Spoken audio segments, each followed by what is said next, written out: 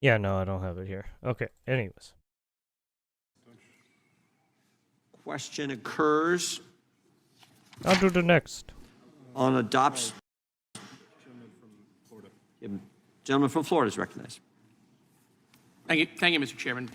Sorry, appreciate the opportunity.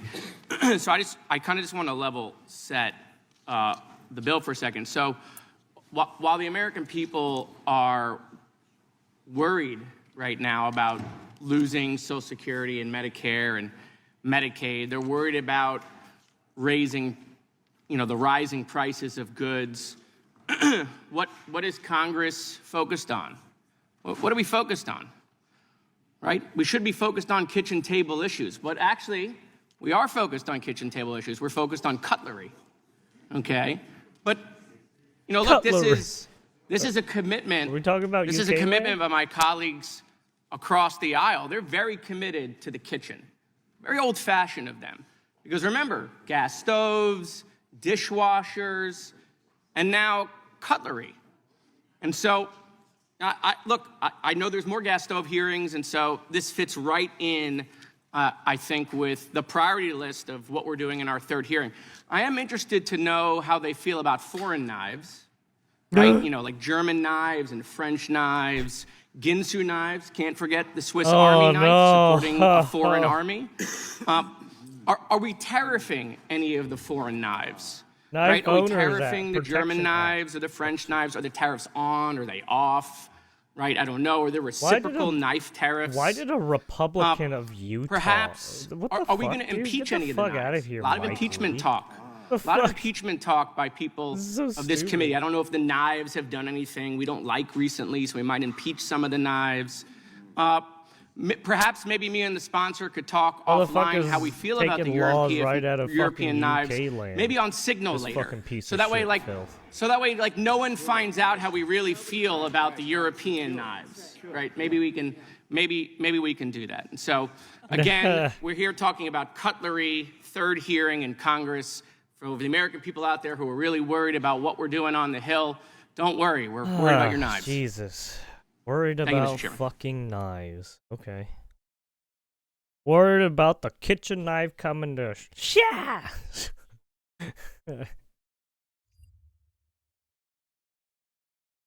We're learning new details after the Justice Department says one of the top MS-13 gang leaders in the U.S. was arrested just days ago outside of Washington, D.C. Attorney General Pam Bondi saying the 24-year-old man from El Salvador was in the U.S. illegally and was taken into custody in Northern Virginia Thursday morning. Several federal and local agencies have been involved, from the FBI to ICE and the Prince William County law enforcement. Looks like he had a wife. The 24-year-old man from El Salvador, again in the country illegally, according to authorities.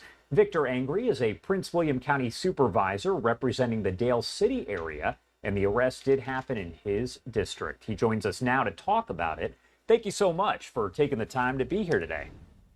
You're welcome. You're welcome. Thank you for having me. Of course. Well, first off, I want to start from the beginning here. When you start to get the information about the arrest in general and then it being in your district, what's going through your mind at that point?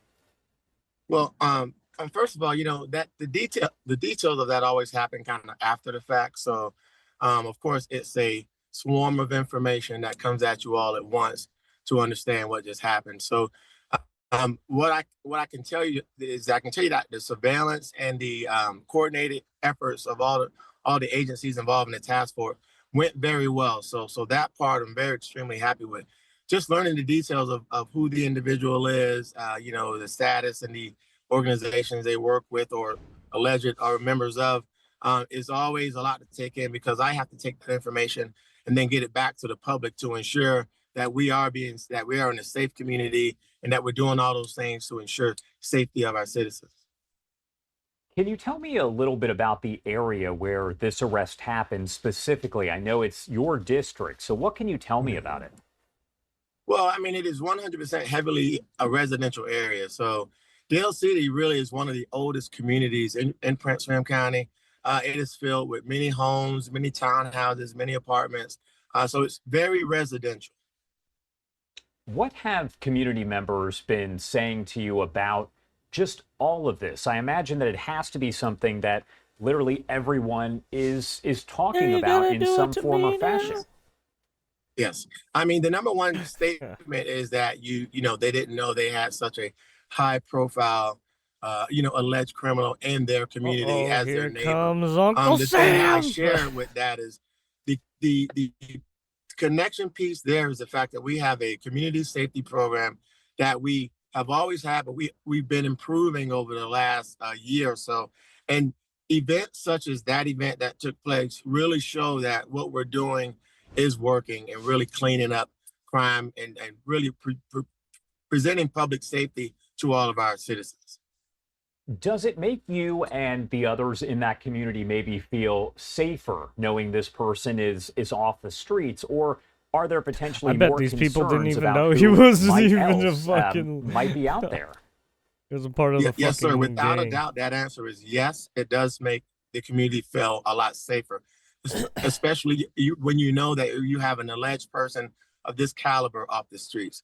Now, it's always going to put fear in others, but what we have to continue showing is that we're making those improvements to improve safety around this area, or to really hone in on it, and so to make sure that it is a safe area and a safe county, to tell the truth. People who are in that area who talk to you and maybe do say they're concerned, they have questions about who could be in the neighborhood where they live over in that Virginia community there that you represent, what would you say to them to maybe make them feel better, to feel safer out there? And thank you, sir. I'm sorry. I will say what I always say to everyone, which is, and it's an old saying, if you see something, say something. Now, the issue there, because many people don't want to be involved when they know something is bad. So I would tell you, do what most people, and I say all the time, continue to reach out to my office. I don't report where I get it from. I become the one that reported. My last name is Angry. So I really push that forward to really get out there, and anything someone calls me with, I report to, the folks that, work for me, the staff in the county, and we get after those issues. And that goes from everything from even crime to really, street lights, traffic, trash. Anyway, I won't, digest from the conversation, but really reach out to my office, and we don't use names as we investigate whatever their concerns are. When we look at this a little bit deeper, obviously the investigation itself is still underway. Do you specifically have any questions that you hope will be answered? Well, I wish there was a way that we could know what type of high-profile individuals we have in the county, and I know that that goes against surveillance, and you don't want to jeopardize whatever that search is. But it does bring to my head that I want to know, like, who does live in the county, and what kind of crime do we really have that I or leadership particularly does not know about. And I understand why we don't, when it comes to surveillance and gathering information and making sure that as they go about these arrests, that they've done everything by the book. We have laws we have to follow. So I understand that. But if I could, those are just things I would like to know if I could. And I doubt I'll ever will. I'm really happy with the outcome of this particular situation here. All right. Victor Angry, Prince William County Supervisor representing the Dale City area where the arrest did happen. Thank you so much for taking the time to be here with us. Anything else you want to add before I let you go? Well, first of all, thank you again for having me. And I would just simply say Prince William County is a thriving, beautiful county, and we welcome all. We're the most diverse in the Commonwealth of Virginia, and so there you all go. of our people are treated with dignity and respect. Later And we just want to create Virginia, safe DOJ and secure society, communities. Oh, and apparently he said it's diverse. Victor, thanks again for taking the time to join us. We appreciate it. Thank you, sir. Guys. All right. Oh my gosh, super diverse. Sorry. Let's see what's going on with this. What's her face? Wu something? Yeah, Mayor Wu. Boston doesn't back down. No one tells Boston how to take care of our shut own. the fuck up. Not kings and not presidents who think they are kings. A few moments later. ICE agents descending on Greater Boston, taking 370 people into custody. Border Czar Tom Homan. Take this Homan says bitch the with five-day you. operation started last Tuesday. He's one of your Homan says kind, the you majority of the fuckboy. people in custody are, quote, significant criminals. You already know what it is. Either get down or you going to lay down. I'm coming Since to you Boston, spout I'm bringing being hell with Asian me. so much. And we are back, y'all. Thank you for watching Nuh-uh. today. How many of y'all got that reference from the Get Down Oh, or Lay Down you were from lying? the state property Again? movie? See, that's the way I see it shaping up, right? Certain cities are bucking the Ain't no administration, Asian no more. So they don't want to get down. And the administration, particularly Tom Homan, he's like, look, if you don't want to get down, we're going to make you lay down. That's the way I see it shaping up. Now, who knows how it's going to turn out, but that's what it looks like is happening right now. Go ahead and hit that like button, people. You know it helps us out a lot. And of course, it only takes you a little flick of the finger, and we appreciate it. Now, y'all, today we're going to talk about Boston. We're continuing Boston? with the Oh, same theme shit. that runs through so many of the videos, which is the way that cities are handling their migrant situation and trying to defy the federal government's migrant policies. Now, y'all, you know, if you've been watching my videos, you know that I don't get it, right? I really don't understand even a little bit the idea that someone would be in the country without permission and a city would tell that person, hey, come over here. You can live here and we're going to shield you. We're like, we want you here. Like, I don't get it, right? So I don't get it treating either. people humanely, right? Like, I don't think that you want to mistreat people. But if the federal government comes to you and says, hey, these there are people people in do. our country who don't have permission, you know, help us out. And you're like, nah, I don't get it. So anyway, Boston is probably one of the top cities besides Chicago. There are a few cities that have this policy, many cities. They're almost all Democrat-run cities, right?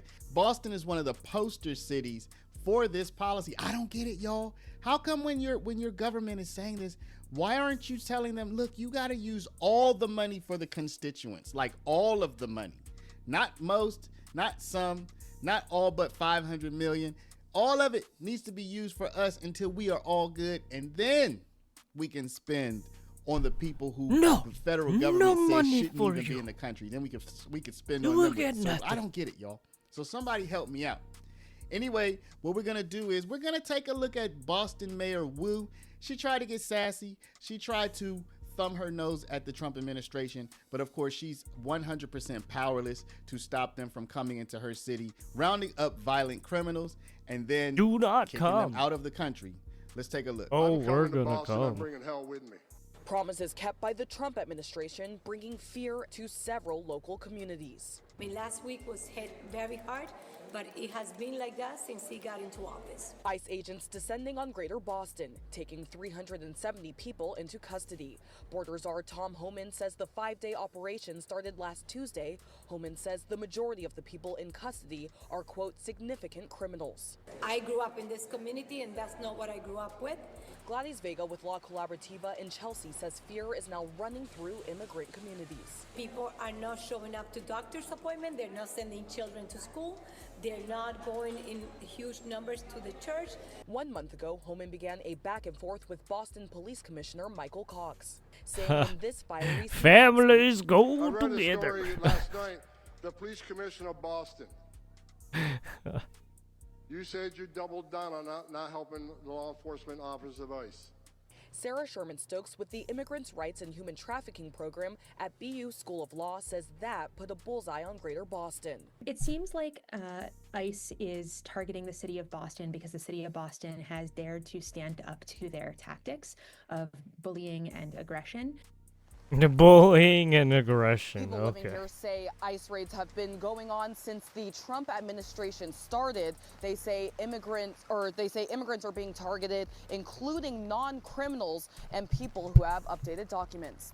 We're live in Chelsea. Danae Bucci, WCVB News Center 5. So all of this reminds me of this brief back and forth between Wu and Byron Donalds at the recent congressional hearing that happened earlier in March.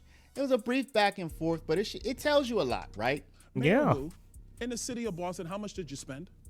We don't ask about immigration status and delivering city You don't services, ask so about we how don't much have money that the city of Boston has spent on illegal immigration. We Are don't you out of your distinguish mind? between immigration status. Do you as manage your part of our budget city or not, policies. Mayor That Wu? is how we keep Mayor our city Wu, safe. do you manage we your have budget the or not? numbers to prove it. I manage my budget. I have a AAA bond rating dating back 10 years. So to the city of Boston, budget. just understand that your mayor does not care how much of your resources she has spent on people who are not citizens The city of of Boston the city of is Boston. sick of having I'm people reclaiming my outside time. Boston Mr. telling Beer, us. Now, y'all, let it be known, I am a big states' rights proponent. Huge states' rights proponent, okay? And I know that might sound like a bit of a conflict between my perspective on this immigration issue and the states' rights. Look, I'm with the Supreme Court. Supreme Court says that the federal government cannot commandeer local state police and force those police to help them enforce federal law. I'm with that. I agree with that, okay? Now, but I also agree with, okay, when the federal government says, okay, you don't want to help out, are we going to do this? We're going to do that. We're going to do that. Because at the end of the day, immigration, the people who we allow in this country is of utmost importance. And if states don't want to cooperate, there has to be something that the federal government can do. Now, you probably heard about this Massachusetts student who was arrested this week. I'll be honest, Got y'all, him. okay? I know this is one You're of the going most in. controversial aspects of all of this. You see a woman walking down the street by herself. You see a couple of men much bigger than her. They're roll just up like, on no, her, fuck off. grab her No, up. she was just I like, think no, leave me there were alone. 5 or 6 people in total. Grab her up, haul her off. Now she's not in Massachusetts anymore. She's in Louisiana. A lot of people have had a lot of mixed feelings about this. It's tough, okay? Because when you're in our country, you are a guest. Marco Rubio said it well. He said, hey, you're a guest. If you would have told us before you came in the country that you were going to be protesting our allies, working against our national interests, if you had told us about that, Rumsa Öztürk, Turkish national, earning PhD in child study and human development. we wouldn't have let you come in the country in the first place. And once we find out you're doing it, we're going to As valid F1 student visa. kick you out. Marco Rubio Allows foreign nationals to pursue academics in the U.S. without the intention of says immigration. that makes a lot of sense, right? But then on the other hand, people say, look, people here in the United States are supposed to have freedom of speech. Other people. Asia found Öztürk engaged in activities in support of Hamas, a foreign terrorist organization that relishes the killing of Americans, glorifying and supporting terrorists who kill Americans as grounds for visa issuance to be terminated. People come back and say, yeah, that's only for citizens. That's not true, by the way. Freedom of speech is not only for citizens. But you do have to ask the question, when you are allowing somebody in your country, obviously they can't just say anything. If a citizen were to say that they love an anti-American organization, you can't kick them out. Where are you going to send them? They're already home, right? But if somebody who's not a citizen, particularly who's here on a visa, not even residency, if they say that, yeah, you can kick them out. I mean, it's not that simple, but I'm just using a simple example, right? So this is tough. But let's take a look at the news report real quick, and I'd like to hear what y'all have to say about this. This is the moment Tufts University graduate student Rumeysa Öztürk was Gotcha, arrested bitch. and taken into federal custody. It's just like, no, don't tase tase me. Shows two plainclothes Don't officers tase me, approaching bro. the 30-year-old Don't in tase me. Somerville outside of Boston. Öztürk at first appears to back away before more agents approach, one eventually taking her phone out of her hand. Officers then take her backpack off, handcuff her, and lead her across the street to a car. An onlooker heard questioning why the officers' faces are covered. Öztürk's lawyer says she was on her way to break Ramadan fast with friends on Tuesday night when she was detained without explanation. She says her client, I a mean, they Turkish did kind of national, just like was yank in the her. US Yeah. working toward a PhD in child study and human development on a valid F1 visa. I kind of which wonder allows what foreign she said, nationals to though. pursue academics without the intention of immigration. In a statement, the Department of Homeland Security today, writing in part, DHS and ICE investigations found Öztürk engaged in activities in support of Hamas, a foreign terrorist organization that relishes the killing of Americans. Glorifying and supporting terrorists who kill Americans is grounds for visa issuance to be terminated. DHS did not reference specific incidents, but in March of last year, Ozturk co-authored an op-ed for Tufts student newspaper, condemning the university's dismissive nature and condescending tone when responding to calls for the school to acknowledge the Palestinian genocide. So you went to school, that you went to the administration, basically, and you were all like, hey, acknowledge that Palestinians are getting genocide. Hey, divert your funds to help these people. It's like, dude, what are you doing? The school does not have any obligation to help you, you fucking weirdo. And divest from companies with direct or indirect ties to Israel. Ozturk's attorney says no charges have been filed to her knowledge. I have to get my school to do this for me. What the fuck, dude? And that she's been unable to contact her client. ICE detention records updated today say that Ozturk is now in ICE custody in Basile, Louisiana.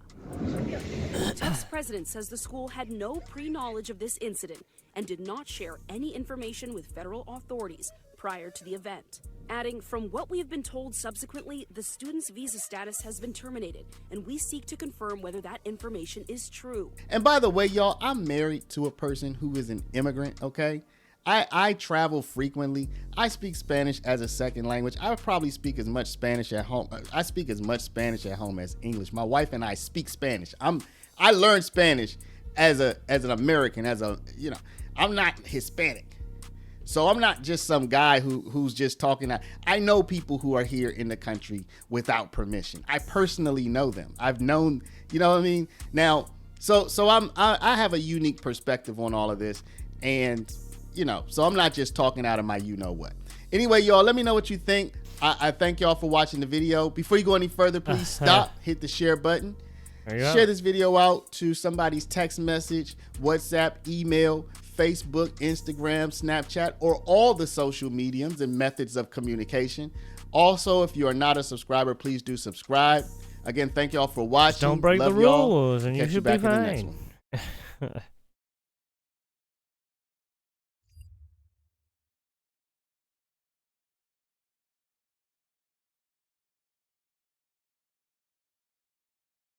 Elon Musk's Doge's team breaks silence. That the government is defrauded is that the computer systems don't talk to each other. So if the computer systems don't talk to each other, then you can exploit that gap, and fraudsters exploit that gap to take advantage. For example, there were over $300 million of Small Business Administration loans that has been given out to people under the age of 11. Well, actually, to add to it, it's $300 million under the age of 11 and over $300 million to over the age of 120. Definitely. Small business loans. Correct. Yes.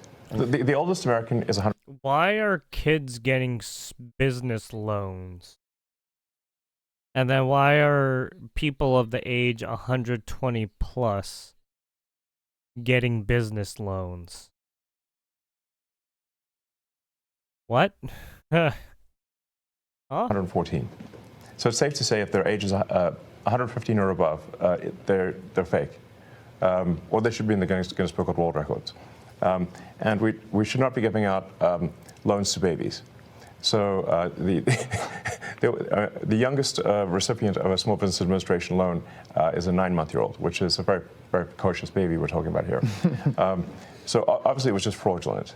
And they do terrible things. They actually will see that a kid's been born. They will steal that kid's social security number and then take out a loan and leave that kid with a bad credit rating. There was literally a baby. The terrible things are being done is what we're saying. And how we're stopping these terrible things. And you can stop it? I mean, we are stopping it. The reason this is happening is because the two systems are not talking to each other. Yes. Right. And so you don't know. Basically, there's the Small no Business Administration that you're giving a loan to a 9-month-old, which happened in one case, because you're not cross-referencing that with the Social Security Administration data and birth dates. So that very simple fix eliminates tremendous fraud, and that. There are multiple systems across the government where the systems are not speaking with one another. And if you just solve that simple problem, you would solve a huge amount of fraud. Are you surprised? So one of the ways that, like one of the key tricks that the fraudsters pull is that they will use the fact that someone is marked as live, as sort of just that social security number is marked as live in Social Security, and then get disability and unemployment insurance for a dead person. Because the databases don't talk to each other, all they got was from Social Security is like, is this person alive? Yes, they're not alive. It's falsely marked. Person is falsely marked as alive in Social Security. But they didn't. But that person, a fraudster can now get unemployment and disability from a dead person. Yes. This is happening. Which has been happening at scale. Are you surprised at some of the legal efforts and some of the judges that have weighed in? There's about 8 or 10 now of these cases that are at least temporary holds. They're being challenged by the DOJ. Right. Are you surprised by that pushback? Well, it's the D.C. Circuit is notorious for having a very far-left bias. We're talking about the circuit courts, I think. The people close to some of these judges, where are they working? Oh, they're working at these NGOs. Oh, they're the ones getting this money. Does that seem like a system? Yeah, some of these judges get real friendly with some of these NGOs. Is that really what this is about? It's essential. Very much I do, 100%. I was running 5 businesses in Houston, and I left that. I left great people to do this, and my wonderful wife said, go for it, and here I am. But I feel like this is me giving back to the country. If we don't do this, we're sunk. The ship, unless this exercise is successful, the ship of America will sink. That's why we're doing it. Well, gentlemen, I really appreciate the time. Hassan, Interior Department, you're a former oil company CEO. You're reviewing contracts oil baron before they're approved for funding. What are you finding? Well, Elon and Steve kind of stole my thunder a little bit, but I actually found that customer service survey contract. I actually have an example of one right here. I could have done this in high school.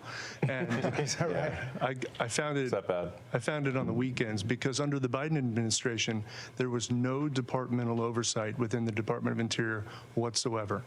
None. We are now reviewing every single contract, every single grant, and when things come to my attention that don't make sense, I'm bringing them to Secretary Burgum, and he's been fantastic. He's a businessman. He's very supportive of DOJ. It's been wonderful to work with him. Is the battle between government of decades of buildup and business, which you guys are, is that like a train hitting each other? I mean, it seems like it's pretty disruptive. Well, this is a revolution, and I think it might be the biggest revolution in government since the original revolution. Viva la But at the end of the day, revolution! America is going to be in much better shape. America will be solvent. The critical programs that people depend upon will work, and it's going to be a fantastic future. But are we going to get a lot of complaints along the way? Absolutely. You know, one of the things I learned at PayPal was you know who complains the loudest and with the most amount of fake righteous indignation? The fraudsters. It's a tell. There's some of these NGOs that are crazy. You mean the people who are yelling $2 at you to stop messing with their money? And suddenly gets $2 billion awarded from the federal government. She has why? And there are many such cases like that. I think that most people, common sense-wise, would say, oh, stop looking at the book. They're concerned about the 94-year-old mother who skips a check or somehow doesn't get what she's supposed to get. Right. And what we're trying to say is actually that the 94-year-old grandmother is actually, as a result of DOJ's work, going to get her check. She's not going to be robbed by fraudsters like she's getting robbed today. And the solvency of the federal government will ensure that she continues to receive those Social Security checks, that Medicare continues to work, without which we're all doomed. The reason we're doing this is because if we don't do it, America's going to go insolvent. We're going to go bankrupt. And nobody's going to get anything. Why are you guys all doing it? I mean, you can pipe up, but you don't have to be here, right? I mean, you don't have to be doing this. I have blessed with 4 beautiful children, my wife and I. But we have a real fiscal crisis. And this is not sustainable. And what's worse, back to my children and everyone else's children, is we are burdening them with that debt. And it's only going to grow. Steve, there's not a lot of hierarchy here. You guys are kind of all approaching it in different, silos, but with the same kind of goal, right? I mean, this is really Silicon Valley, private sector colliding with government. Yeah, exactly. And we're headed in a bad path, but the chance of success exists. And just the one that just is in my head right now, which is a fairly mundane one, but I think is very illustrative, is credit cards.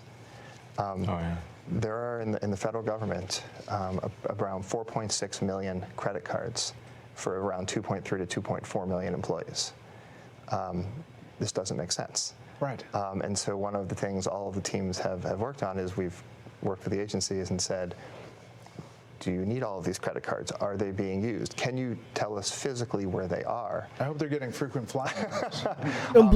Company employee credit cards? The rewards program the federal government has is actually not very good. That's a whole other... It's a negotiation. Sorry, yeah, exactly. But so far the teams have worked together and they've reduced it from 4.6 million to 4.3 million. So we're taking it easy. But clearly there should not be, more. There should not be more credit cards than there are people. Yeah. Joe, middle-level employees, are they seeing a benefit to being empowered by taking out bureaucracy? I mean, absolutely. I mean, I think what you're seeing is taking the best of Silicon Valley and the business world and bringing it into the government. We're bringing the best practices and the best methodologies, and people are inspired. Right, especially on the retirement process, which I can speak to. They've been trying to modernize and get off of paper since early 2000s, very unsuccessfully. Every attempt has gone over budget and been canceled because it hasn't been successful. And so, I showed up and I feel like I'm here because it's an interesting problem. We can use design to solve it and good engineering, and really create a better experience for everybody. We're talking about elementary financial controls that are necessary for any company to function. So, like, if the federal government, if a commercial company operated the way the federal government does, then it would be immediately go bankrupt.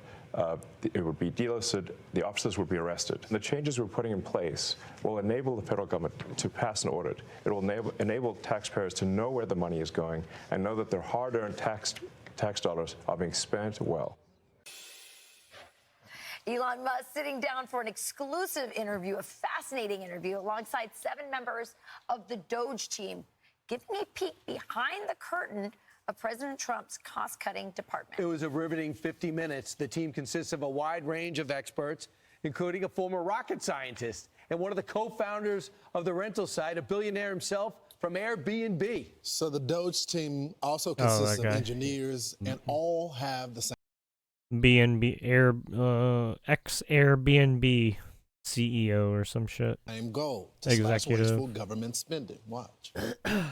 Our goal is to reduce the deficit by $1 trillion. You technically are a special government employee, and you're supposed to be 130 days. Are you going to continue past that, or do you think that's what you're going to do? Or?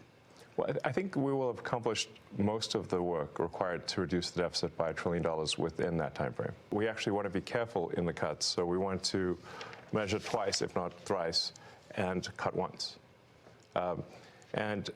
Actually, that is our approach. They may characterize it as shooting from the hip, but it is anything but that. Some people say this shouldn't take a rocket scientist. Steve Davis, you are a rocket scientist. Used to be. That all of us are willing to kind of put our lives on hold in order to do. I think the right now is we actually believe there's a chance to succeed. We really believe that the government can have an Apple Store-like experience, beautifully designed, great user experience, modern systems. All of these people look so normal, but so brilliant at the same time. I mean, it just casually says, well, I used to be a rocket scientist. Yeah. And now we're getting free resources of some of the smartest individuals in our country. The leaders should be more grateful that we have access to this amount of research. They built great companies, have great these success, people don't not want you asking for a looking. paycheck. They're just trying to cut the waste They don't want to in be the found country out. right now. This is what They happens don't want to when you get put caught. a businessman in charge of the government. He's going to run it like a business. There is no business that would survive with the amount of debt we have and the inefficient systems that we're running. Social Security, a giant program with paper, you know, and it takes so long for people to actually retire, and there's so much fraud in the system. So absolutely, really lucky to have these people coming in, and it just leaves you wondering, Brian, why wasn't this done before? Yeah, communicate exactly what was going on. Yeah. They had an option, and Vivek Ramaswamy talked about it. He said, he was more putting together a report, giving it to Congress and telling them to do it. Too slow. And Elon said, no, we're going to cut it in real time. And it's caused controversy when you just say, hey, I just emailed out, we got to let go a whole bunch of people. That was before the secretaries got in place. Now that the secretaries are in control of their department, and now they're going to the Pentagon and Social Security, but they're not cutting benefits. And they're cutting out how many, for example, 120-year-olds are getting Social Security checks, and how many 9-month-olds are getting small business loans. There's no way for them to check what's going on. They also said there was no way of checking where any of the money was going. An invoice would come in, it would be paid, it would go out. They couldn't believe what they were witnessing, and that made them they gave them more of a sense that they got to fix this because it was he believes, so easy to fix. They have a computer system that handles billing that is 50 to 60 years old, that is so hard. One bank account. Yeah, even to update it, you couldn't train people on it. So they can come in there and modernize it in real time. And what they should do now, I think, is and you would know better, there are a roster of 24 Democrats that could just come in, look over the shoulder of what they're doing. I know you can get doge.gov.com. I know you can go there now. But so they could hear some of this without the cameras and tell me what the problem is. What Congress used to do, you guys, is just there were a few good guys in there that saw the race and wanted, but they never did anything about it. All they did was print up these big books listing the stuff. And now all of a sudden, Doge and the secretaries are all on board, and they have a president who's like, cut and slash this crap out of the budget, and so it's happening. And what it's done, Warren. Okay, we're gonna move on because I don't want to keep. There you go. Elon Musk Doge team break silence. All right, we gotta move on. I'm fucking dying slowly. Yeah. I didn't get a lot of sleep today, so like I am dying. In Texas, this high-calorie human rammed his four-wheeler into a random Tesla. Now, he actually did quite a bit of damage, I saw this, but he wasn't able to get the far Twitters. as the police arrested and think, charged him. And as Asmongold ridiculous was as watching this this, sounds, or it just looking keeps over getting this. worse. As the New York Post's article on the story called him a massive problem to Tesla owners hitting multiple cars outside a Golden Palace Chinese multiple buffet. cars. As the man arrested Jesus. is 5'2" and 450 pounds, causing 5'2" and he's 450. Jesus fuck. Why did he have that little fucking $1,000 of damage to the Tesla? Now, the man arrested was charged with felony criminal mischief and failure to identify, as he apparently gave a fake name originally. Oh, but he is now gave being held in fake custody identification? on a Yeah, don't do that. $105,000 bond. Although this is only for the first Especially car, when they're looking to charge him you're for caught damaging up the in two a others as crime. well. It's like, now, dude, I'm not what going do to you shame do? this guy over his stature, You're asking but I for can't imagine you get trouble. to nearly triple-digit BMI without the assistance of the Golden Palace Chinese Jesus. buffet. So I can't understand arriving at your happy place. Also, but BMI being doesn't so work for enraged everyone. over what you heard about Elon Musk It and doesn't Tesla, work for that people instead who of have just like enjoying your a lot of afternoon muscle with some mass. Chinese food, you People who decide to work out commit a lot. couple felonies, BMI does never not work. being able to show your face at that place again. You gotta go by as a the different Teslas are standard. surrounded by cameras constantly recording, and there's not so many men riding ATVs with your particular build. But again, I don't credit these anti-Elon types with much intelligence. Do I want to get Elon Musk out of politics? Yeah, the world's richest man, the most influential in history, Oh yeah, this is guy. now calling the shots. What has he done that really bothers you? What grinds your gears? He's arrogant, drugged up, Arrogant. naive. 60 years. Are you talking about Biden? What? Huh? Arrogant, drugged up, naive. This sounds like Biden. What? 60 years, USAID, billions of dollars. Why are you listing Biden's problem? These guys literally know nothing other than He doesn't I'm even supposed know. to dislike this, and as long as it makes them feel righteous, they will proudly parrot whatever the TV or the social media algorithms told them to, because they can't be convinced with looking into it any further, which is a very dangerous trend, as the masses may just mindlessly agree, but you only need a small percentage Illuminati of is the mentally watching. unwell to buy into this to essentially get the Democrats' version of the Nazi brown shirts. As I've extensively covered the anti-Elon protests, and even though they've claimed they'll go after them, Yeah, I I saw recently some of took those. my Go watch Tesla to those if you downtown LA, haven't. and I was pretty sketched out at having to park it in a shady alleyway, as in California, they're still keen Oh, Teslas, yeah, I mean, well, they're this still- couple was spitting on them. Yo, why are you spitting on a car? And even if I do Why are you catch guys the so culprit in fucking 4K, weird? I have next to no confidence in LAPD's ability, or maybe Why are specifically people their so interest in retarded? helping me find Yeah. justice. As the NYPD is asking for help finding this guy Yeah, that and apparently it's like, tagged dude, Nazi you know you symbols guys on the are on Cybertruck. Now, other fucking places were able camera. to find and I quickly can arrest their fucking Cybertruck see you. vandals, but apparently in North Carolina, as recently as yesterday, they arrested a Tesla vandal, only giving her a misdemeanor. All Tesla We cars just have covered in a fucking previous cameras video on how them, this you specific fucking crime retard. was being upgraded to domestic terror, as they are successfully scaring why even US why even citizens use the that are freely tool if you traveling don't in their even know what the vehicles, all fuck because they it want to is? force us to comply with their political beliefs. When all it really takes is for a handful of these Tesla vandals to receive 20-year sentences for this problem to completely dissolve overnight. They're willing But it doesn't to really seem buy like they're following through. vehicles Although with the and arson attack on the Teslas in attack Las Vegas, vehicles, they've but when it already comes made an to arrest. guns, He they're attempted just to like, mask his oh identity by no, wearing black attire, we gotta concealing gun his face, control, and wearing gloves. and we gotta Upon shooting disarm the cameras, everyone the suspect and be proceeded tyrannical to the front doors of the and be a Tesla, piece of shit. and he began spray painting the words "resist" across the doors. Presumably I was picking about up to his say item some that he fucked used up- to be able I was to about to say a firebomb the slur. vehicle. We believe that was a Molotov cocktail, and you'll see in a moment here the vehicle Honestly, will I should ignite stop saying and the ultimately slurs, fully but, engulf, causing severe damage. Additional evidence was collected as we continued our investigation, and the suspect was ultimately arrested yesterday evening. Where the DOJ says he's facing a minimum of 10 years in prison and a maximum of 20. So before you say it, we have absolutely no resemblance other than our eyes, nose, eyebrows, Yeah. moles, glasses. See, and even Asian ethnicity, people but are other than that, attacking we couldn't Tesla be further fucking apart. centers And that's for exactly some what I want. reason. 20 years of Look, incarceration everyone's would a be nice, retard. but It I would doesn't like matter him to what get some race terror you're enhancements from as well, or and get him locked away for another 60. As I don't sympathize with crime, but No most criminal creed, behavior has some sort of no rationalization behind sigil, it. no like matter robbing a bank what. to get money. But setting fire to Teslas just because social media said so is a Yeah, mindset white I people, honestly don't black think you can people, fix. Asian so possibly people. lengthy prison sentences will deter They're this. all doing or at the very illegal least, shit. stop these Teslas from getting rammed by ATVs driven by dudes with swine tier BMI.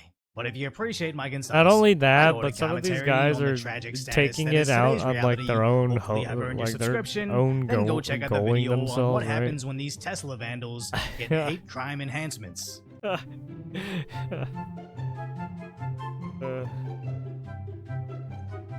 Oh yeah, like that one dude who got put the swastika on the Jewish guy's car. Apparently they were gonna make that one a fucking hate crime. Oh, that one's a good one. That's like fucking icing on the cake. Oh shit. Fucking idiots. Hey, you know what they say. The government is there to protect and serve the shit out of you, right?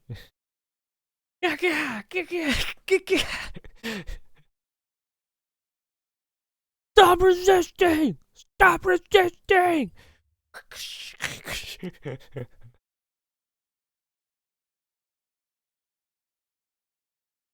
What do we got here? Big two-way news from the Department of Justice.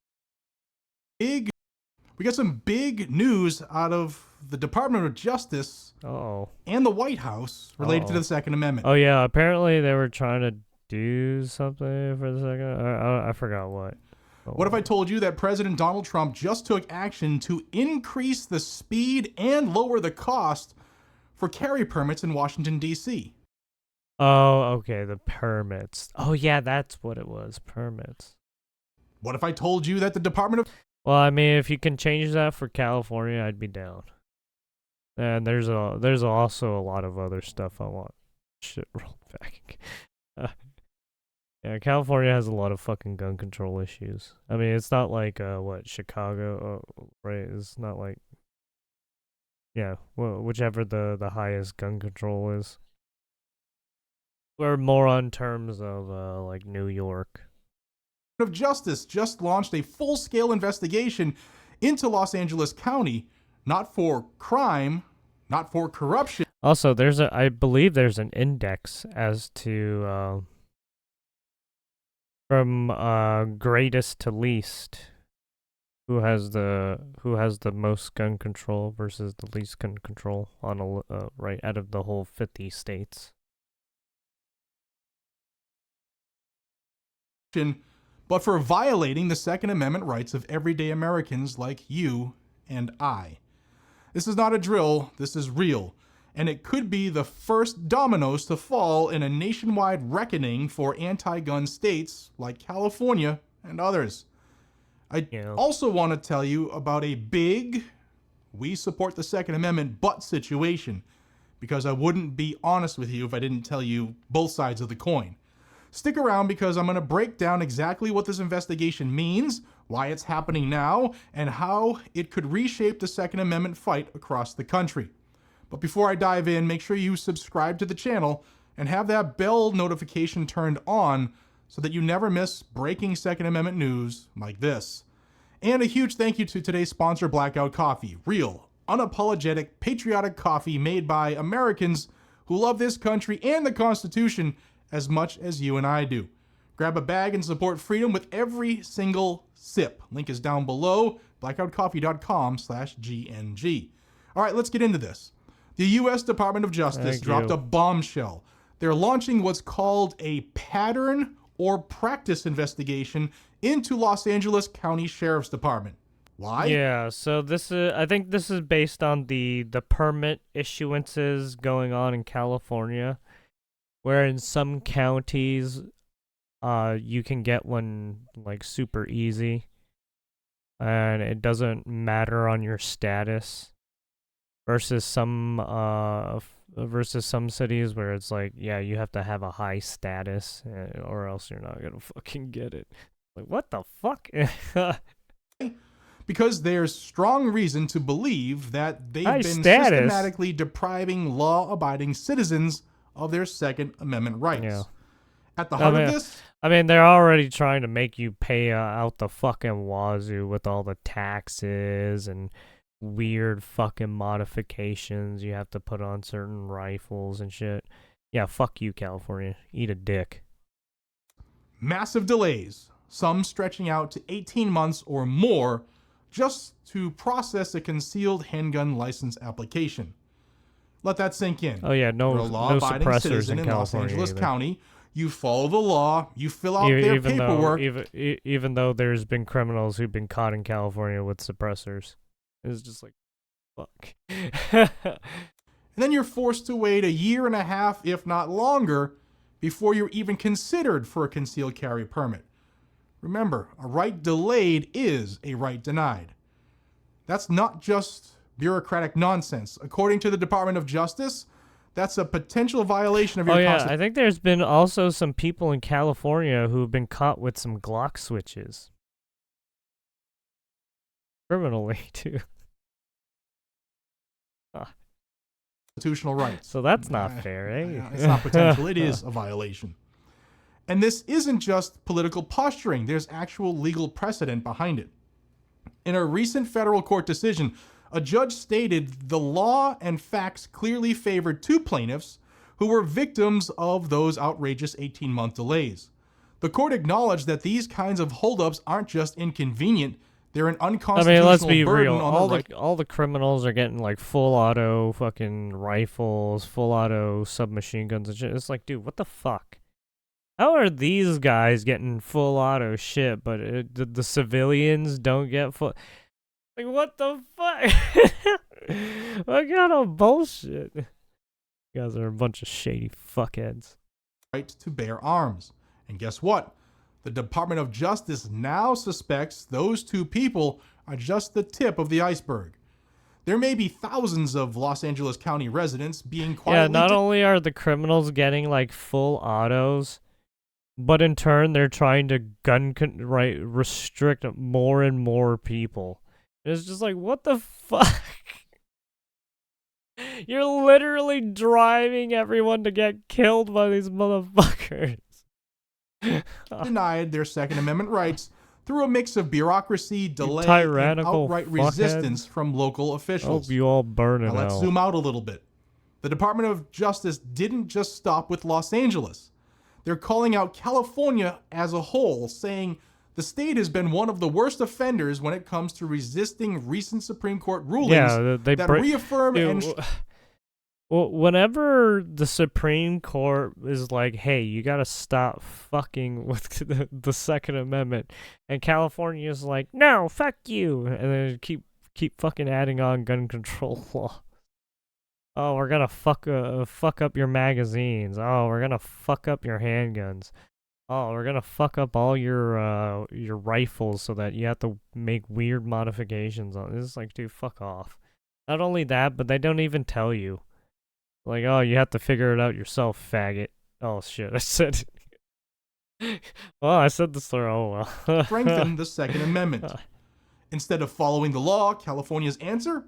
Pass more anti-gun legislation and impose new layers of restrictions, expensive fees, red tape, and endless delays. Some localities are even going beyond state law, making it practically impossible for ordinary citizens to legally... Yeah, it's like I said, California, just, they're literally trying to make it as impossible as, like, what was it, Chicago?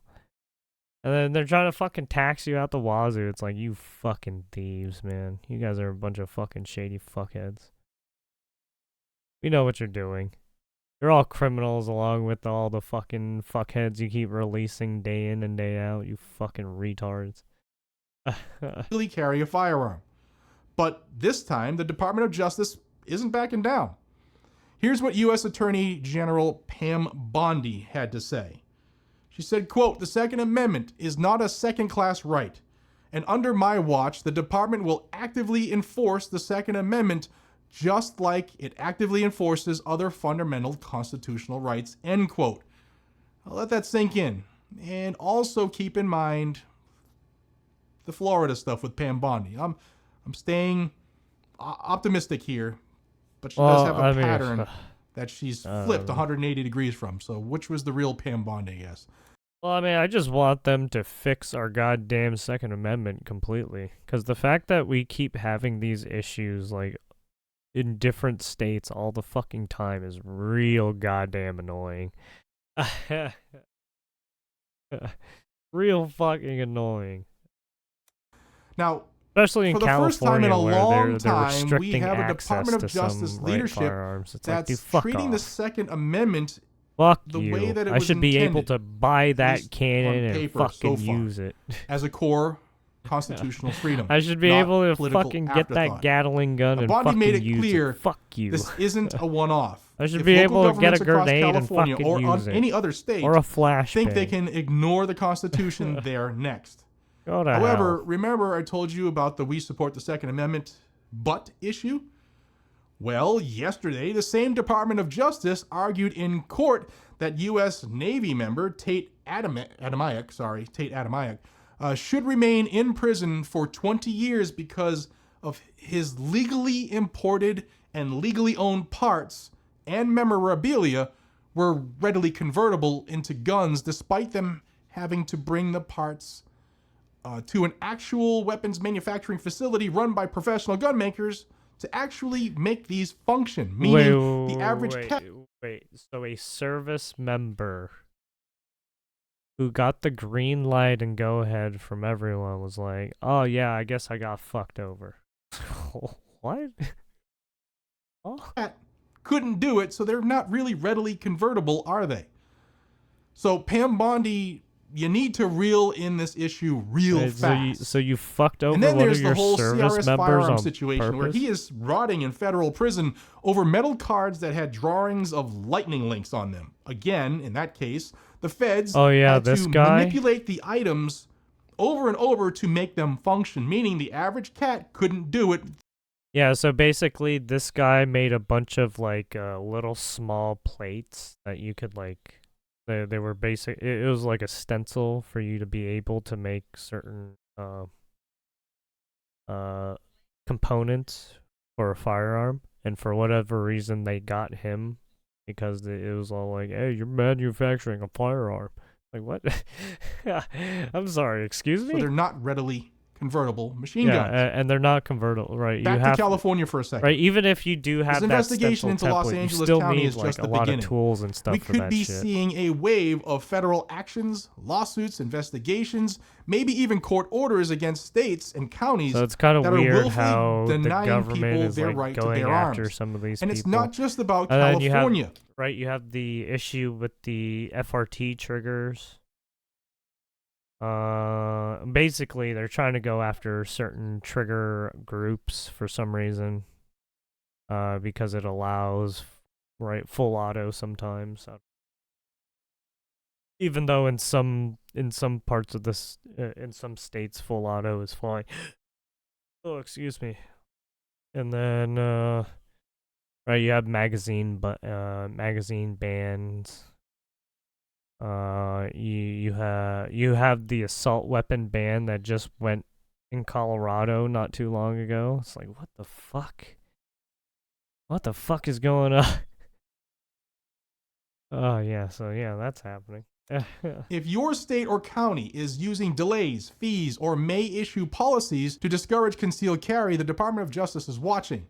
We're looking at you, Massachusetts, New York, Washington, Colorado, Illinois, didn't Connecticut, Minnesota Hawaii, just do something and the rest recently of too? the anti-gun states. It's long overdue. Now, this could be a major win for the Second Amendment, if they follow through, the Department of Justice, that is, and a warning shot to anti-gun politicians everywhere. Over the years, some of these judges have made it known they're going to be fucking pieces of shit, right? Especially when it comes to gun control. Then I told you that the president took especially action. when it comes to the Second Amendment, right? Yesterday, there They was just another love executive order that breaking had to the do with the safety Constitution, of right? Washington, D.C. And Constitutional part of that is this crisis, section right constitutional here, crisis. V. Victor, Shut up, where he is fuckboy. going to speed up and lower the cost, speed up the process and lower the cost for Take a concealed fucking carry bullet to the permits so that brain, you people in the fucking piece of district shit. can have their Second Amendment rights and protect themselves. So if you guys value your rights, you need to stay informed. And that's why I do what I do here on Guns and Gadgets. And that's why you need to be subscribed to the channel so that you never ever miss an attempt there you go. to strike Guns and our Gadgets. rights from, I guess, from the record. But we don't get our rights from government. Most people know that. Smash that like button, share this video, and drop a Fuck the comment down government. below what you think about this scenario. Are you in a county? Are you in a state that makes it nearly impossible to get a carry permit? Sound off down below. Let us know. Why? Correct. Because the Department of Justice has been watching my videos, and I got that from a really good source. So if they're going to watch the videos, maybe they should read the comments and find out who needs help. So sound off down below. Don't forget to support Blackout Coffee to sponsor the video, where every bag you buy helps support Pro 2A creators like this guy and Pro 2A organizations like Second Amendment Foundation, And even Gun Owners of without America, me saying and Firearms anything, Policy everyone Coalition knows, like, when you which buy states are their the coffee fucking roast shittiest at in terms of gun control. blackoutcoffee.com/GNG. Until next time, stay safe, Because it's all the stay blue informed, and stay states. free. God bless America. It's Take care, literally y'all. all the fucking blue states, man. All blue states have the worst fucking gun control. All fucking horrid. They should all die in a fucking fire. Anyways, there it is.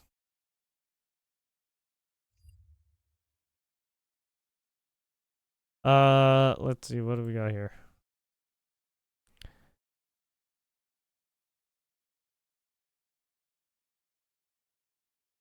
This is the Beijing earthquake. March 26, a strong earthquake struck Beijing, with significant shaking felt in districts like Daxing, Fengtai, and Luoyang and Dongcheng. Some high-rise buildings swayed noticeably. I don't want to spend People in here their all sleep day. suddenly I'm felt their fucking bed already shaking. tired. At first, they were confused, but quickly realized it was an And earthquake. I kinda wanna- Many were so startled that they rushed I don't know downstairs in how their long I'm gonna pajamas, stream. unable to even I'm, put like, on their shoes. The burning unexpected tremor my caught everyone energy off guard. very fast. Was that an earthquake in Beijing? I felt the building shaking. I thought I was dreaming. 我现在挺害怕的。 I was sitting on the sofa, and suddenly I was jolted. The air conditioner moved, and the whole room shook, even the doors. Oh. This was the first time I felt an earthquake, and it was really scary. It shook me right off the sofa. 刚刚我就是蹲在这儿上厕所，突然我就 Yeah, I 感觉 mean, 马桶 every 剧烈 now and 晃 then 动起来。I was California sitting on the has toilet when I felt the toilet shake some violently. small At first, I thought the neighbor upstairs was earthquakes. using water or taking a bath, but then I realized it couldn't be that loud, even if it was a Some bathtub leak. I felt the whole building shaking. I 4.1s. quickly understood it was an earthquake. I checked my Huawei phone, and it showed the 3.9s. earthquake was a 4.6 magnitude, though later it was corrected to 4.2. Even at that level, I can't imagine how intense a 7 or 8 magnitude earthquake must be. I feel Oh no, terrified you'll just thinking feel about it. those who were at the Oh yeah, epicenter. you'll definitely feel the 刚刚北京地 earthquake. 震了。 I heard a crack in the wall, and my bed shook. I thought, who's so strong that they can make a wall crack? Then I realized the bed was shaking too. I posted about it online, thinking maybe it wasn't an earthquake, but then I checked my earthquake alert and realized it was real. It was only 40 kilometers away. There are a lot of people downstairs, scared out of their minds. I smoked a cigarette I mean, to it calm happens down. This from is the time first to time I time felt when such you're a strong just shake. walking, A netizen and shared a then video of the for earthquake whatever saying, reason I you work at a building feel where the whole structure was unbalanced. shaking, and Yeah, the noise that's was probably because terrifying. there was an After the quake, earthquake. some Beijing residents Yeah. posted videos showing cracks in their walls near the windows. Some online commentators explained that a 4.2 magnitude earthquake is considered minor. fucking In just Beijing, the happens at the intensity right typically time. ranges It's from like, 3 oh, to shit. 4. While this usually doesn't cause serious damage to modern earthquake-resistant buildings, it can still cause noticeable shaking. Older buildings or those with Yeah. poor construction quality Yeah, might even experience with stress from the even seismic with like waves, the leading to 2 cracks, point, the especially at corners 2.0s or around and up. windows.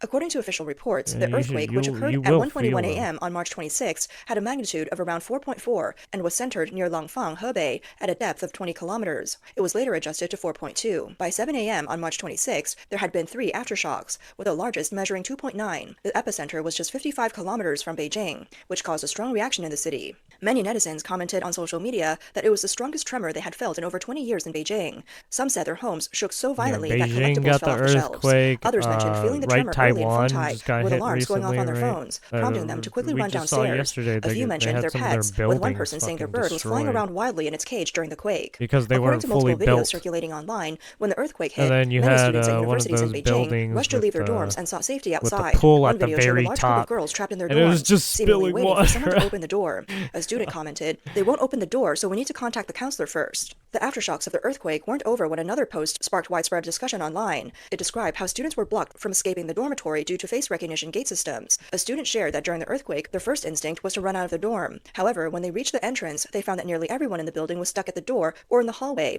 because they had to use face recognition to pass through the gates. Some netizens criticized the situation, saying, "Students couldn't escape the dorm. This is even more dangerous. If there were a fire, the consequences would be unimaginable. I hope the school takes this seriously."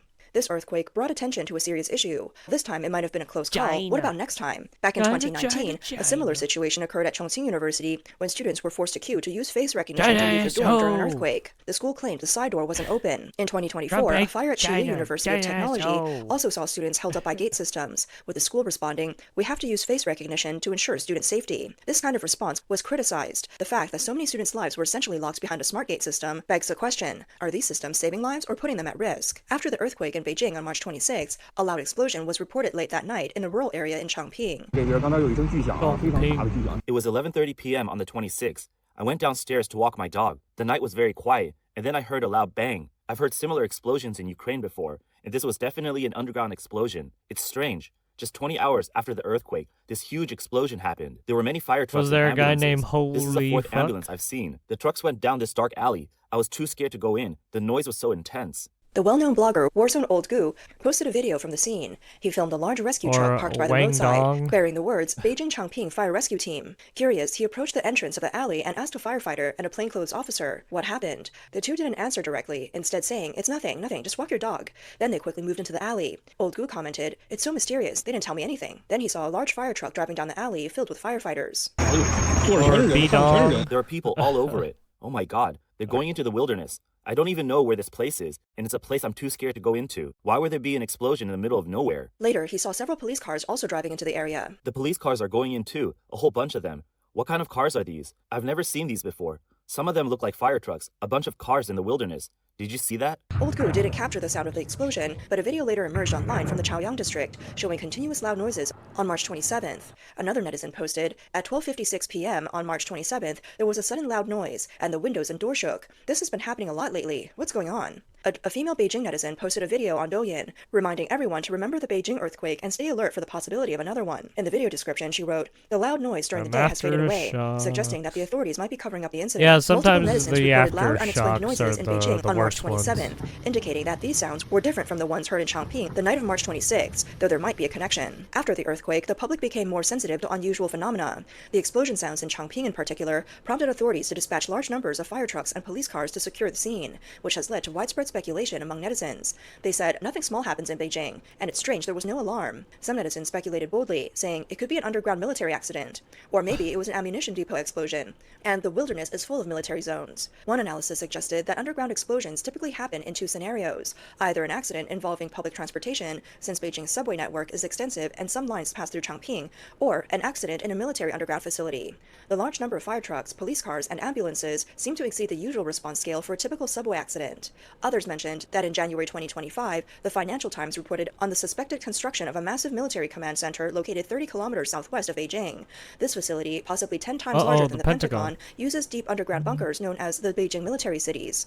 The area contains several deep excavations, and military experts believe they may be intended for large reinforced bunkers, possibly for use by military leaders in case of nuclear war. Several U.S. officials revealed that intelligence agencies were closely monitoring the area, estimating that major construction would begin mid-2024. Experts noted that at least 100 cranes were involved in the project, and there were connected tunnels between the underground structures. Despite the heavy construction, there were no visible signs of military personnel or equipment, but there were signs warning against drone operations or photography, with guards emphasizing that entry was forbidden. The Beijing military city, reported on by the Financial Times, is located not too far from Chongqing, with a straight-line distance of about 20 to 35 kilometers. Chongqing itself has several military facilities, including a military base near Jiandu Mountain. The Beijing military city project might be part of the same military network, though the explosion's location might have been in an independent facility within Chongqing. As for the multiple unusual loud noises in Beijing, the authorities have not commented so far, and the lack of official information has led to conspiracy theories. Some analysts believe that the events might involve sensitive projects, such as military facilities or underground engineering, ones that the authorities are unwilling to disclose. That's a secret Others think the military authorities may be project. trying to avoid public panic, especially after the earthquake, when social tensions were already high.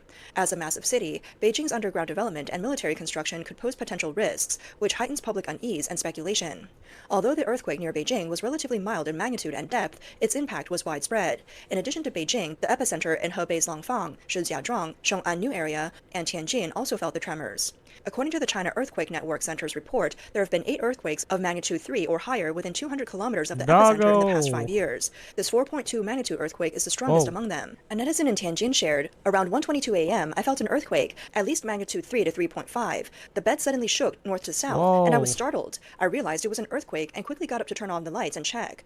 Another person from Tianjin wrote, "I was just about to fall asleep when it felt like the bed was violently shaken. I heard the phone alarm in the living room and realized it was an earthquake. The wind outside was howling." Some were concerned that this earthquake might be a sign of a larger one to come, wondering if it was a precursor to a big earthquake in Beijing. The Chinese authorities quickly launched a public opinion stabilization campaign, censoring related information. Official media even issued a rumor debunking report, stating, "According to consultations from the Beijing Earthquake Bureau and other departments, the short-term precursors of a significant earthquake in Beijing are not evident, and the possibility of an earthquake of magnitude 5 or greater is very low." Apart from Langfang, several other areas in Hebei have also experienced earthquakes recently.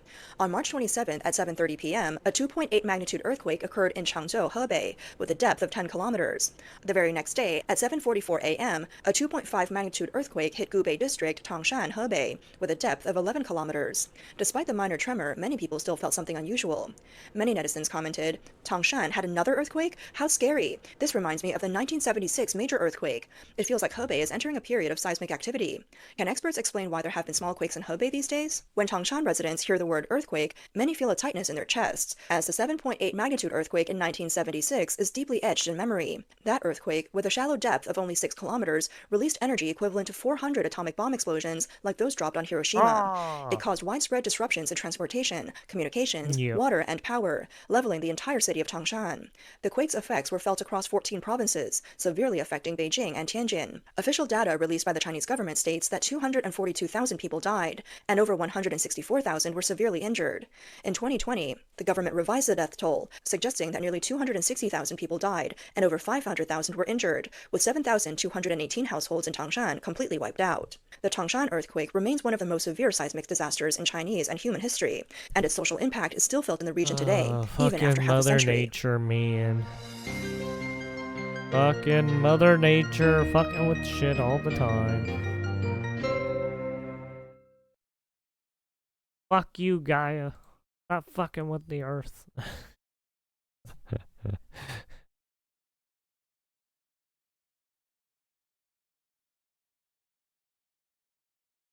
Murder got released from jail and then did it again, and then we got slaves. We look at the slaves first. I guess we look at the slaves. God damn, I'm so sorry. One of the most reprehensible. Your mic is shitty, Judge. That I have ever seen in my Mine years is of trial too. work. And may God have mercy on your souls, because this court will not. A West Virginia couple will spend the rest of their lives in prison after adopting 5 children, only to subject them to unimaginable horrors, including being locked inside of a shed for days and forced to perform grueling labor. But thanks to those who refuse to stay silent, these monsters will never walk free again. I'm going to speak with civil rights attorney Joe Richardson to dive into this truly disturbing case. Welcome to Sidebar, presented by Law and Crime. I'm Jesse Weber.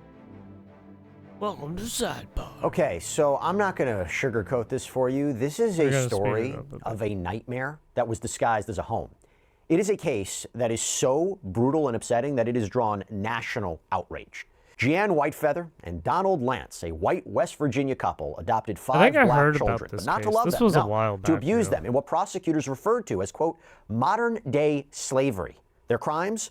Human trafficking, child torture, forced labor. It is a level of cruelty that is so extreme. And last week, justice was served when these two were sentenced collectively to a punishment that exceeds 3 lifetimes, meaning they will die behind bars. And that sentencing marked the end of a harrowing case that began back in October of 2023, when a home health worker 911 call exposed the extent of what was going on inside this house, where the children, then aged 5 to 16, were imprisoned, starved, and forced to work like, quote, slaves on the couple's rural Sissonville property. But the real story lies in what those children endured and how they survived. So I want to go back to that October evening in 2023 when this house of horrors was uncovered. At 5:46 p.m. on October 2nd, a home health worker made this urgent call to the Kanawha County Sheriff's Office. 2 rescue kids walked in and out building.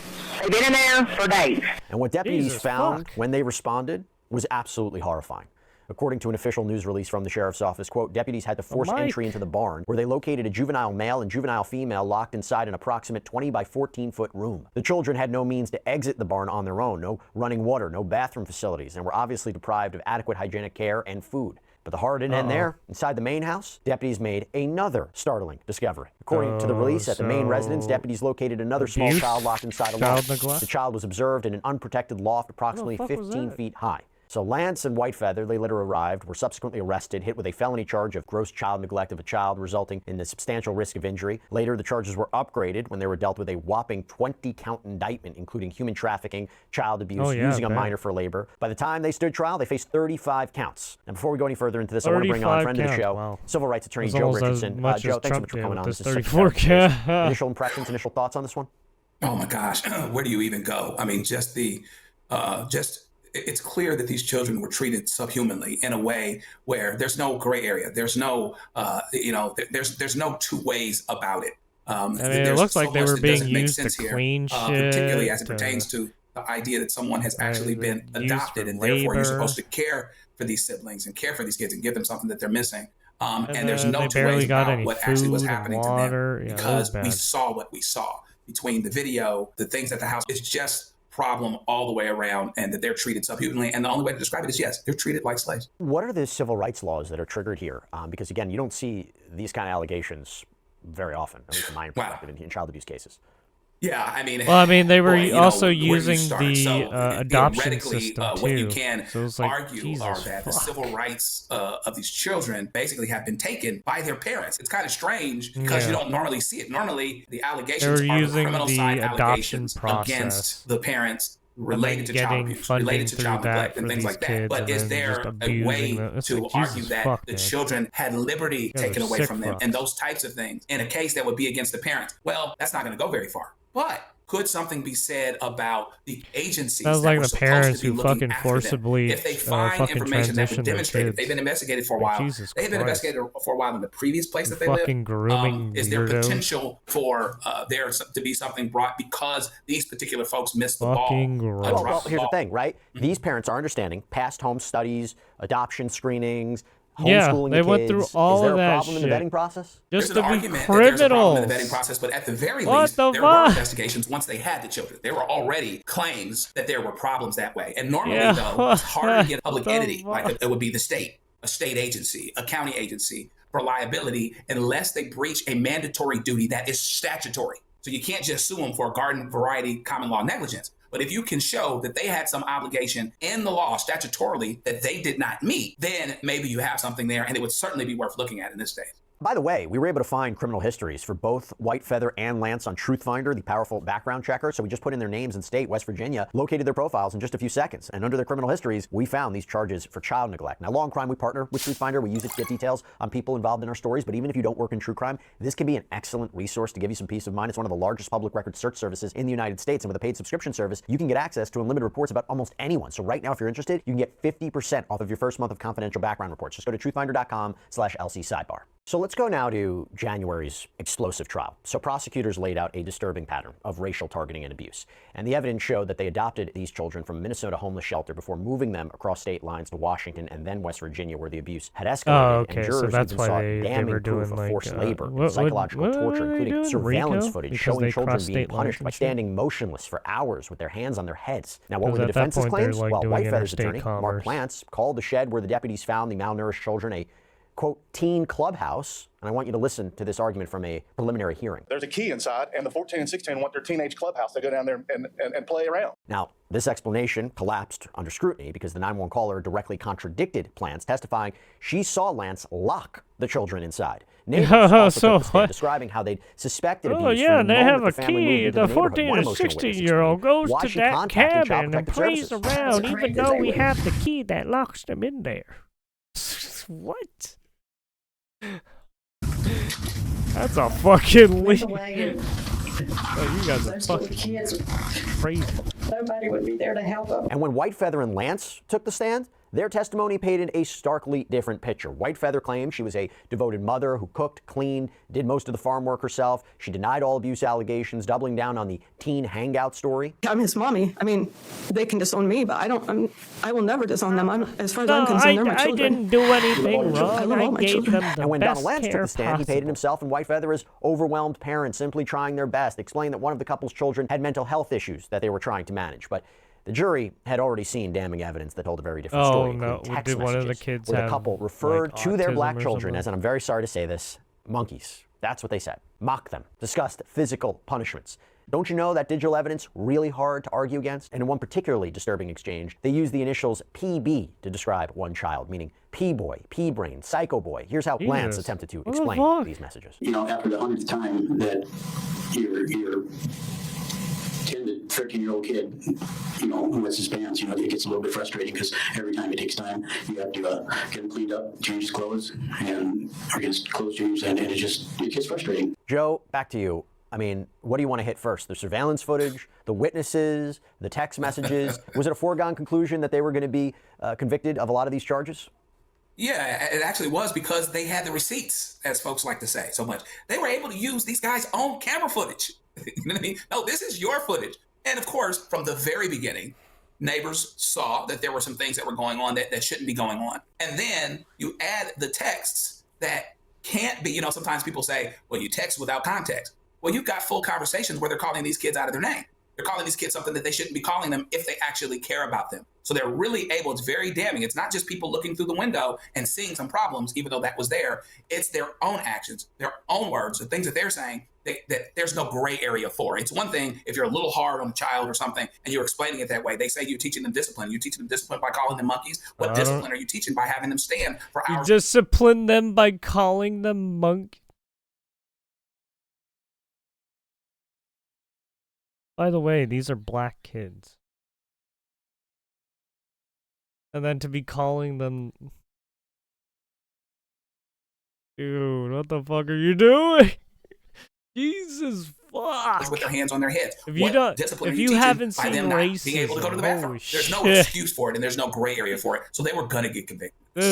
Tough this case is to like defend. I mean, by during the book sentencing, racist. The judge criticized them for their defense, chastised them for their lack of remorse. Why do you think they took the stand? These fucking people are gross. I guess they figured they wouldn't be any worse off for having done it, but it's a continued. It's up to them. Maybe it was against their attorney's advice, but it's also the potential for continued delusion, a continuation of the delusion that they've been in the entire time. So even though the evidence is damning, okay, there's still the matter of whether or not your explanation insults intelligence. And they really did that. I can imagine the jury was probably angry by hearing him. You call it a clubhouse? You didn't have to call it a clubhouse if it wasn't on text that it was called a clubhouse, or if it wasn't on video that it was called a clubhouse. Why would you make that up? We all know it's not a clubhouse. So they made a lot of bad decisions in their testimony. Yeah, and to call that a clubhouse, it's all fucking run down. But even if they're going to testify, which is rare, there's a question of how you call that a testify. clubhouse. And the way that they testified really insulted the jury and the judge's intelligence. And a few things here. I mean, first of all, I got to call out the people around here. You know, the neighbors, the home health worker, anything get involved, alert CPS can be used against you in the court of law. That one of the children peed his pants. This was frustrating, but these were children who were subjected to extended periods of time without even having access to a toilet. This clubhouse, such as not looking like a peanut butter clubhouse to sandwiches, me. staying in dirty clothes. It run down, you know. Now, here's the thing. I want to go to the end of this case. So during closing arguments, Whitefeather's attorney argued that this was simply a case of bad parenting, that this was not racial animus.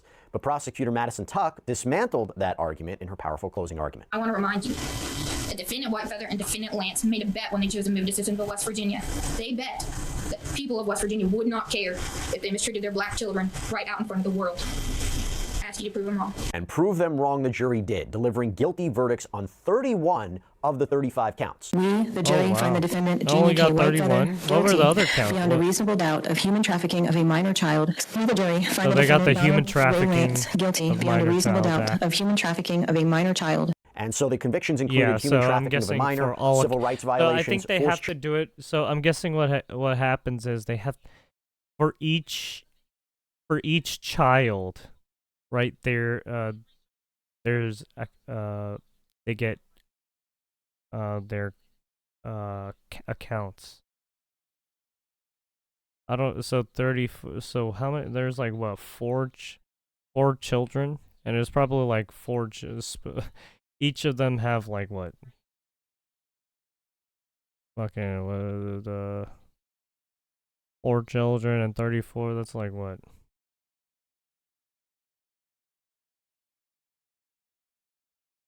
I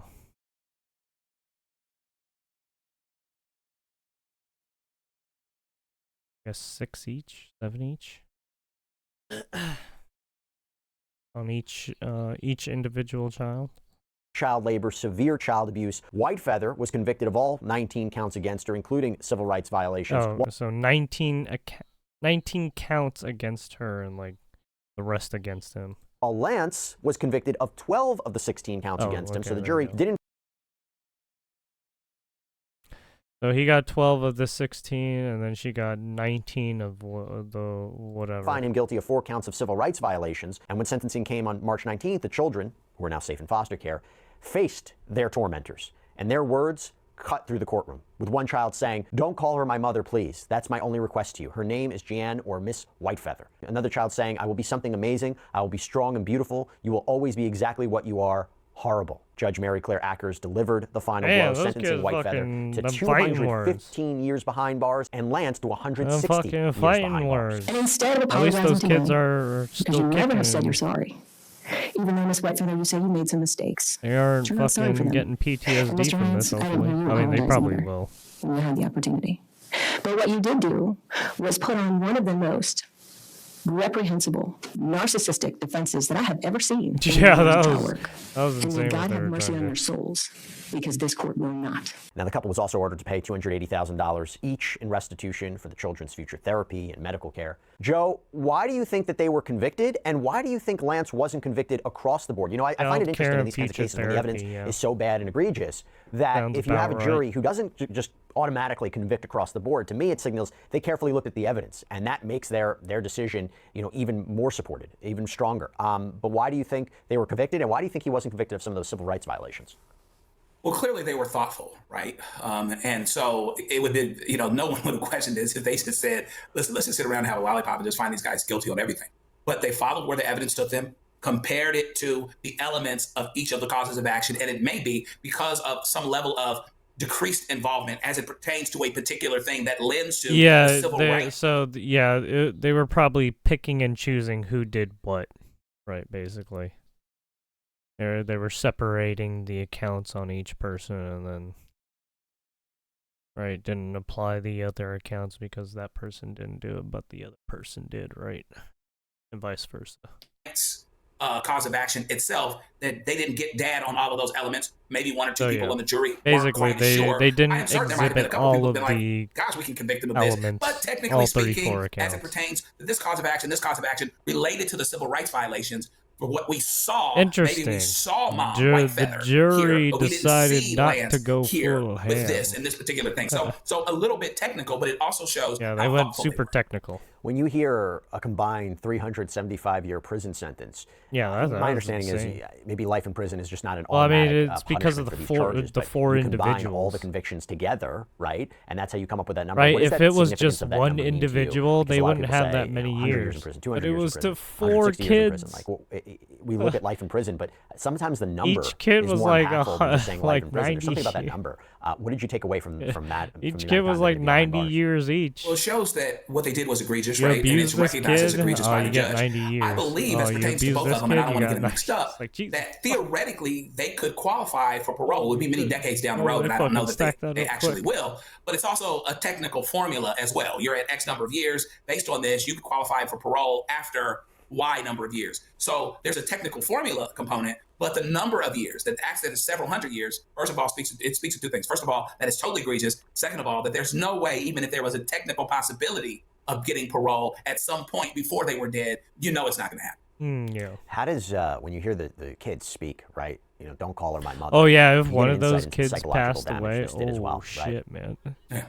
These They kids would've got are never probably going the whole to get book over thrown this. at them. Some things that you can't get over, but you have to get through. So they'll need They probably lifelong would've gotten mental all health care. 34. That doesn't mean they can't live productive lives. All That doesn't mean that they 34 can't turn counts this plus more, negative right? situation into their own best positive outcome. But you never get over something like this. You just have to get through it a day at a time and push through and try to exact forgiveness in a situation where someone is not saying sorry and is not in a position to be or to deserve forgiveness. You've got to forgive them anyway, just so that you can live the best life you can and let them go so that you can therefore move forward. And it's very, very hard for someone that is so naturally aggrieved and has a right to be aggrieved. They've got a right to be mad for the rest of their lives, mad at the world, mad at everybody. But for them to be productive, they're going to have to find a way to move forward. And it's going to be very, very hard.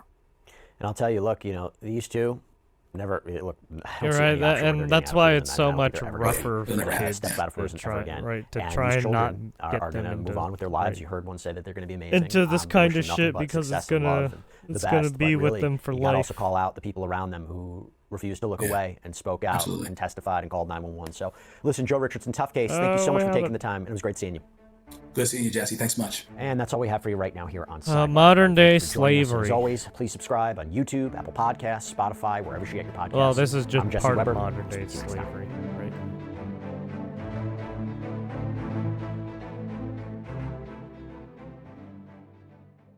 There's other forms like it, like human traffic, right? Actual human trafficking, right? Cartel shit.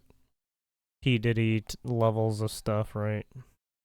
The ex-Abercrombie and Fitch guy who just recently getting into the court trials, right? Soon. Yep. All right. No fucking, what was it? Harvey Weinstein, right? Dan Schneider. They all got fucking looked at.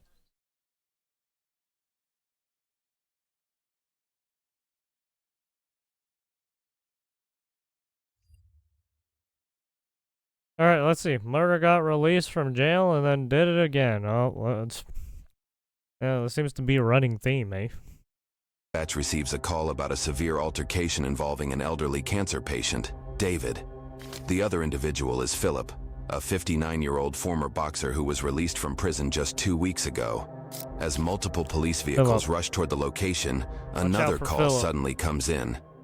This time, it's reported that Philip, He ain't no who gerbil, witnesses bro, claim who it struck fucking David during stuck the gerbils in altercation, his fucking is now pants performing and CPR socks on him. and shit. But soon, Fucking animal Philip is abuse. about to reveal something so gruesome to the police that it will send chills down your spine. Not alive? Okay, where's the person that did this? Where's the person that did this? Can you take your hands out of your pocket for me? I'm sorry. Take your hands out of your pocket. Oh. Where's everybody at? The house that we live in. Okay, you're being less than helpful. Come here. Come here. Come here. Get out of the way. Yeah, you're first. You're first. Can somebody explain to me what's going on? Chest compressions on right there. There's no weapons. Okay. They got into a fight. Who fought with him? Huh? Who fought with him? The guy that's giving the chest compressions.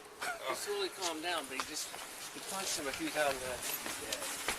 The police department has censored the footage inside the house, but the audio provides a chilling insight into the situation. You come here. Yes, sir. Oh, shit. Come on, Danny. Do it, Danny. That's the third one. I'm forever anyways. You're gonna come outside with me. Yes, sir. You been in there? Not in the fight, but there's 2 more people inside the house. He's dead. Cool. At least looks like dead. Jesus. Yeah, he's already said I hit the guy twice and he's dead. Is there trauma to the body? Trauma to the body. Watch out, fire's on the way up.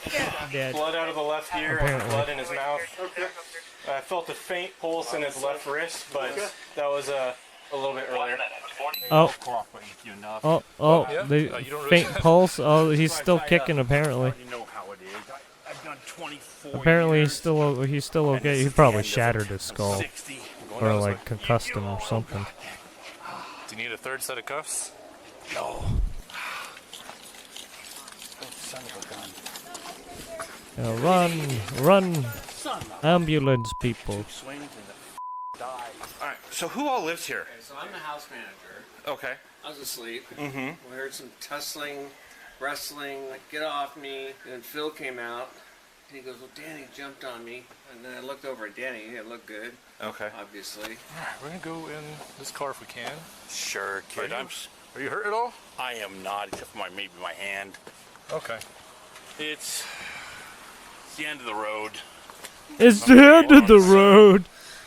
Let's get you in here. Yeah. Obviously, I have some questions. Shut the fuck up. The fact that you just assaulted someone and like basically were trying to kill him in a sense, it's like. In his statement to the officer, Philip was about to reveal a shocking truth. It all started because of the crinkle of a chocolate wrapper. No. 70s. No. Don't say that, dude. Are you gonna say that that an acorn fell from the tree, hit the car, and then you're just gonna pull out your fucking gun and start fucking guns ablazing? No, don't do that, please. Third God arrest. damn it. This'll be the end of it, kid. I did hit him. Fucking Dang, unhinged 60 people. years old, but I'm still huge and strong. Man, he was a little guy. No matter what he said to me, he was, yeah, man, it's the way it is. I got life. I've done 24 years. I know how to do time in prison. I've done That's the way I'm gonna live 24 out my life. years. That's the way it is. What's so If you're fun, gonna live, man? he ain't gonna live. I've seen dead people several times. He was so dead. You have the right to I've remain seen silent. so many Anything you dead. say, you What? can go to the court of law. You have the right Dude, time what? to talk to a lawyer and Oh, present with you while you're being questioned. Okay, yeah, get my. I got my phone. I got my. Yep, I'll get it all for you. It's all on there. Actually, hold on. I'm gonna record this conversation. Sure. I have a body camera on, but Yes, So easier when I up a bit, kids a are little back. Guilty as hell. slow, That's the way it is. I'm gonna do life. That's the way it is. Hey Ford, it's Stewart's. Sorry to wake you up if I did. So we're down here in the 2. Most likely going to have a dead body. It started as a fight between roommates, I think. Some sort of physical domestic that came in, quickly switched over CPR in progress. Officers get here. Dude has trauma to the head and is most likely dead. Medics are working on him now, but it's not looking good. What happened tonight? Well, my medics Sally, are working on him, not looking too I good. reached So in my probably bunk fucking to- broke his skull. my drawer. I'm guessing he some, fucking took the beat. Sweets, some peanut butter cups, on whatever top to of something. eat. My Sally, my roommate. And what's his name? Danny? Okay. Said, "Are you kidding me? You da da da. You're gonna wake me up, blah blah blah." I said, "Listen, Danny, Jesus Christ." So I said, "Yeah, you know what?" I said, "You get up at 4 o'clock in the morning, wake me up and all that." I said, "You know what? If I have to get a thing at 11 o'clock at night, I'm gonna get one." And he said, "You blah blah blah." And I said, and he got up out of the bed, he walked over to me, and he stood over me, and I said, "Are you kidding, you little 6'3" and 290 pounds?" And he said, "I don't give a about all your prisons and all that." So I stood up and I hit him in the face. And we went down, I hit him 2 or 3 more times, and I realized, man, I fought in the ring for 14 years as a heavyweight. Oh, That's like 3 or 4. 24. So he hit him more than 2 No, times. he is my age. He said he hit him twice. Oh, it was more than I hit him hard. And I'm like, is it your right hand? Or your left? My right hand. Okay. And it hit me. I'm like, I think I killed him. What made you think that? Because he went to the dead space. I stopped. I shook him. I said, "Danny." I started breathing in his mouth. I started giving him some CPR and all that. Oh, My dude, you fucking house manager said, you ran over clobbered somebody's him gun. I to said, death, man. I punched this guy in the face. He was on his deathbed, kind of anyways. Doesn't make it right. Do you know why he's on his deathbed? Yeah, he got some cancer. He's got some this. I'm okay with being a victim for the rest of my life. I'm sorry to say that, but I don't think you can make it out here. You And punched a cancer patient? I don't even know if he was a cancer patient. But he, from what he was saying, he was already on his way out, and he just fucking slugged the dude who was dying. Dan's not a bad guy. There was regret in his voice, but unfortunately, this wasn't the first time he had done something like this. Is this a one-off time that you guys get to get into each other, or what? There was like a 2 or 3 off time. He just kept saying some stuff to me. I kept saying, "Danny, man, come on, man. You ain't tough. You ain't this." And I said, "Stop." Repeat offender. But, I'm a bad He asshole. needs to be back in jail and stay there. Why does he keep getting out? Okay, Bowman, I'm a freaking heavyweight boxer. I know if I hit somebody 2 or 3 times, he'll probably die. You know, if he lives, that'd be great. I don't know how he's doing. Shoot, Bowman, let's be serious.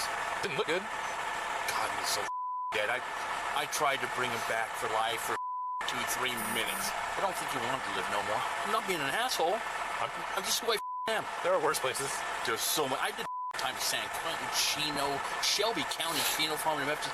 I've always had Irish, Italian. I'm Italian and Irish. I'm going to 62. Yes, there's blood coming out of his ears. There's blood all over the walls in one of the beds where he was on. I didn't get a good look at him, but I was talking with officers. It looks like head injury, and they're saying that CPR and everything. We had AED hooked up, no shocks advised, so it's most likely, we're guessing, not going to make it.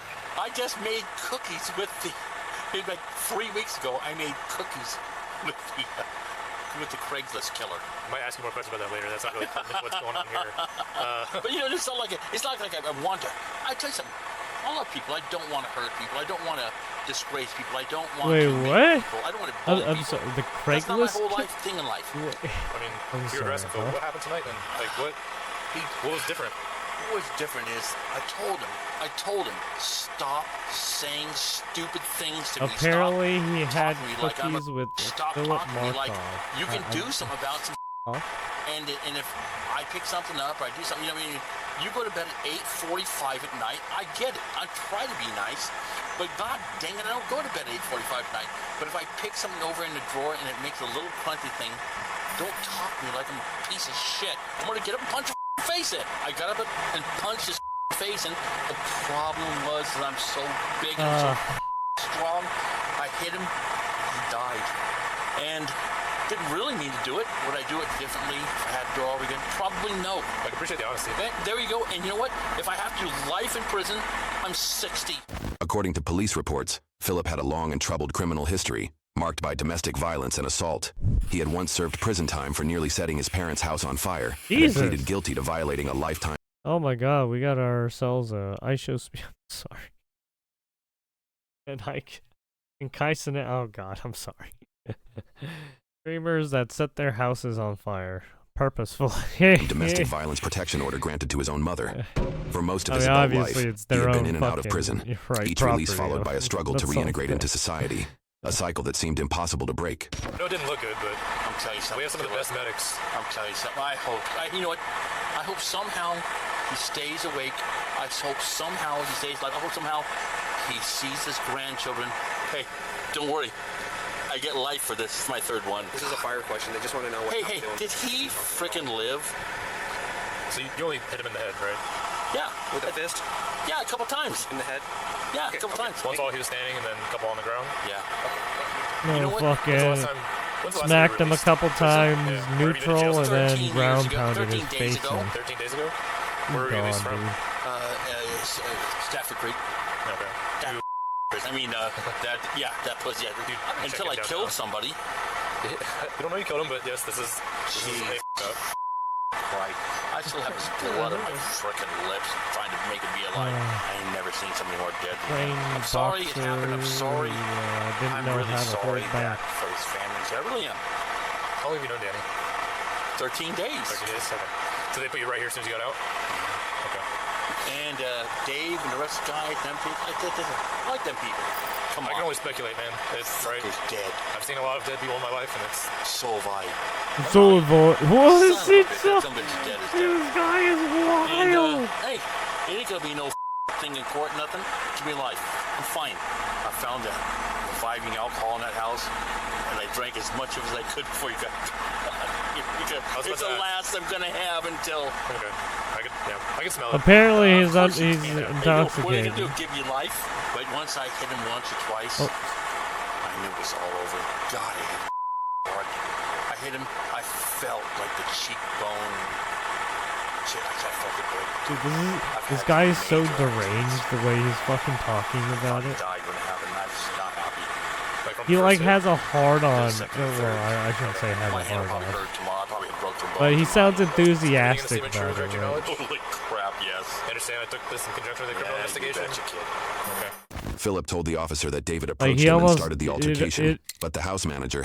I mean, he kind of sounds like he's sad about it, but also joyful, right? It's like, what the oh, fucking wild, man. Had a different perspective on the situation. Wild. Danny came at Phil. Initially, well, Phil, when I first walked in, I said, "What the hell's going on, Phil?" And he said, "Danny jumped on me." But then, I'm sorry, is Phil the guy Phil's that? the big guy with. Okay, and then Danny is the guy that they're working on. And then, okay. So and then he noted that Danny was still laying in bed and still had his covers on, like you didn't get out of bed or jumped on anything. Semi-incoherent, so I don't think he did much jumping.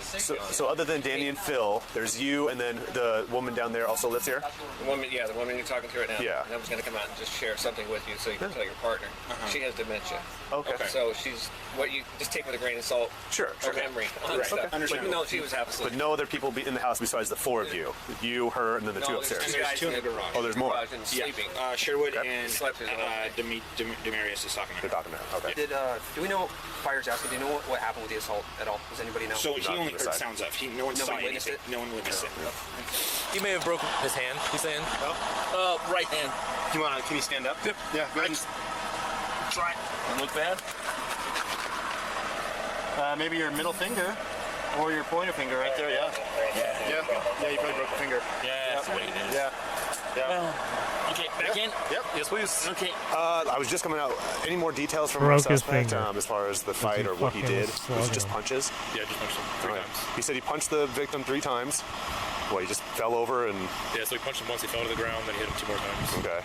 And then what? He just realized... He's dead. Huh. And he started CPR on the victim, right? You can call it that. Was that? Yeah. Yeah. When you got there, was he doing that? He was doing this. Oh, kind of half-assed. Yeah. Okay. No, nobody else. The two of them share the same bedroom. Everyone else has different bedrooms, so nobody else is involved. Everyone else just kind of heard it. The house manager shares the room right next door to them, and you could hear the scuffle. So he comes in and sees, the aftermath. But nobody else involved. While speaking with one of the officers, Philip revealed that he felt David's skull crack the moment he punched him in the head. He kept him alive for a little while. I gave him I CPR'd him. He was alive for a little while. Yeah. He talked to me just for a few seconds, and I saw his eyes roll back in his head. It's the first time I knew it was this. God dang, man. When that third hit, I felt something break. I felt his skull. My fist went like 4 inches inside of his face and crushed his face by 4 inches. My fist went inside of his face. In that moment, I said, holy the guy's dead. I'm not really happy about the fact that I hit somebody. Yeah, he couldn't defend himself against me. Are you kidding? But, well, apparently he says he night basically he shattered wished he was his dead, skull he wished he died, he's got cancer, he's got with a this punch. and that. But that don't mean nothing. So I hear you talking about you're making books and drawings and stuff. What kind of what do you? Short stories to inspire. I write children's books for Usborne Books. My nieces. But I draw coloring books. Good God, I'm good at drawing. I'm really good at drawing. You know what? You're a decent human. I'm not really trying to be a murderer. Murdered someone who's like, oh, I'm good at drawing. I'm good at all. Really hold on to is what's left up here. Jesus Christ! I tried to bring it back. I brought several people back. You know what? I was in law enforcement. I know a lot about this shit. But, I've always been a go yourself guy. You didn't really work for me, kid.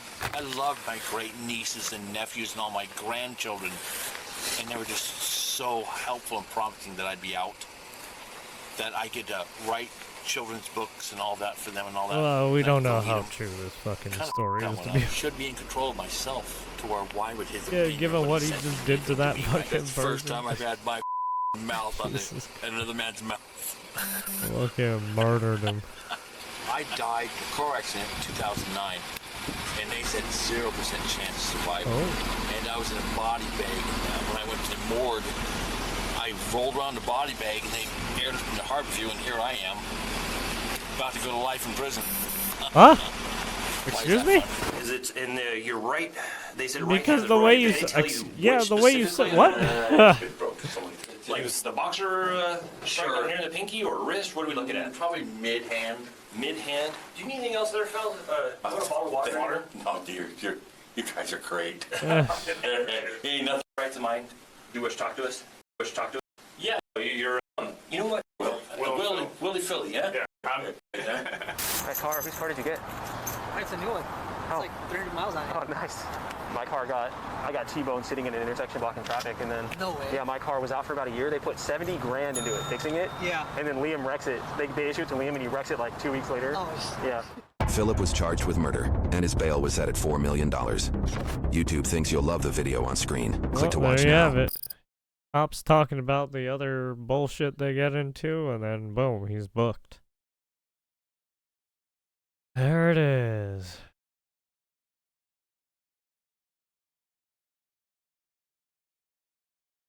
$73rd arrest at what point? Well, I mean, because he's a boxer.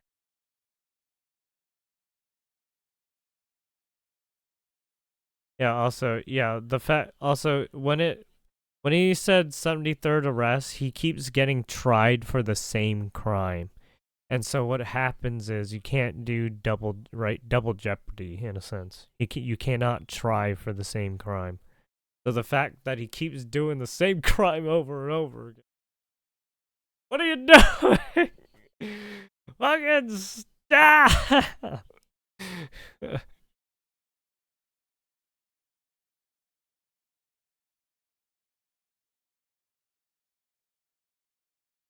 Yeah, well, when he kept going back in for his other ones, I kept finishing off his record, right? He kept getting into more shit. Oh, fucking criminals, man. They just keep fucking doing the thing, man. Just keep doing the fucking thing. Oh, what do we got here? I'm loyal to Makoto-sama, unlike Karasu. Ruins the entire work sector for their own group of peoples. It's like a poetry, it rhymes. God damn it. Yeah, yeah. Ever since that statement he made, yeah, he kind of fucked it up for people. Yeah.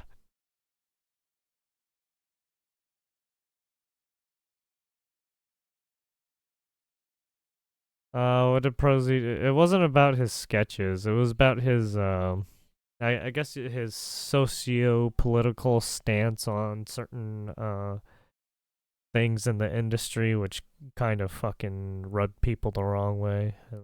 I mean, granted, it should. Because we never had a problem before until, right, he basically said something. It was just like, yeah, come on.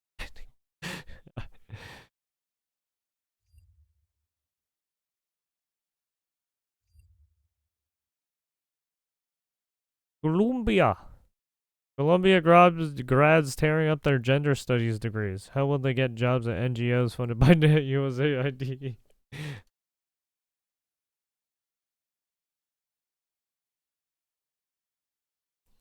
Uh-oh, Justin Bieber. What happened? Bill Maher?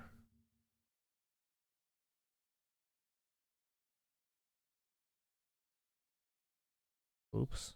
Well, I mean, they can tear up their degrees. They probably didn't get any useful degrees if they went to Columbia to get, and they dress up like this. Also, it looks like a lot of these people are older people and probably 20 plus. This is what, around 40 years old, 30 years old? 30, 40. 30, 40. These are like old people, by the way. Almost look like transgender people, too. Well, at least some of them. Alright. Justin Bieber posted a cryptic photo of himself as a kid and a baby in front of shipping crates. And he just deleted his account. Oh, yeah, I saw that one. Oh, so he did delete. Yeah, standard for treating women poorly. Okay, so Justin Bieber going through some shit apparently. I don't know what's happening.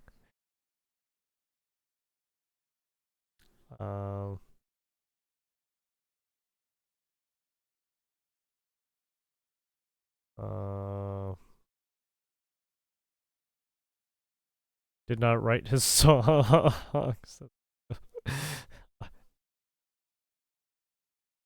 Is in his element lately. Like, I'm here for it. What are you talking about? Oh, that's why. You look like that. Fucking Justin Bieber fanatic. Yeet. Hassan has blocked you. Oh, yeah. Apparently, Hassan does not like Yeet. Archiving all the dumb shit he does on stream. I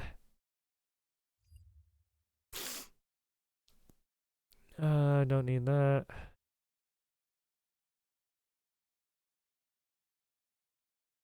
A reminder of how hateful and partisan Bill Maher is. Here's one of the many times that Bill Maher spread the Russia collusion hoax. This is one of the many hoaxes that he has never corrected the record on or apologized for spreading. You can't demand that everyone stand for the flag if you've colluded with a foreign... Yeah, but... Okay, yeah. I get what you're saying, but Bill Maher is a comedian. Right? I think... I'm pretty sure he doesn't... I don't want to put words in his mouth. I don't know what he believes. I'm pretty sure he was just using it as a joke. He's a comedian. That's his job. I don't know what to say. I don't think, other than that, I don't think, well, he could have been, I don't know. I don't fucking know. He could be right about, I don't know.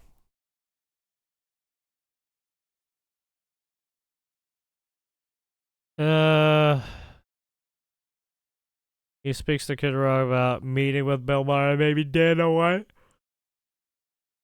Oh, I got a call from a very good guy, a friend of mine, Kid Rock, asking me whether or not it would be possible for me to meet in the White House with Bill Maher, a man who has been unjustifiably critical of anything or anyone Trump. I really didn't like the idea much and don't like it much now, but thought it would be interesting. The problem is, no matter how much he likes your favorite president, me, he will publicly proclaim what a terrible guy I am, etc. Very much like the Democrats at my recent address to the joint session of Congress, where I stated correctly that no matter what I said or did, they wouldn't stand. They wouldn't applaud. They wouldn't smile or laugh, and certainly they wouldn't be in any way nice. Who knows? Though maybe I'll be proven wrong. In any event, I'm doing a favor for a friend. I look forward to meeting with Bill Maher, Kid Rock, and I believe even the legendary Dana White will be present. It might be fun, or it might not, but you will be the first to know.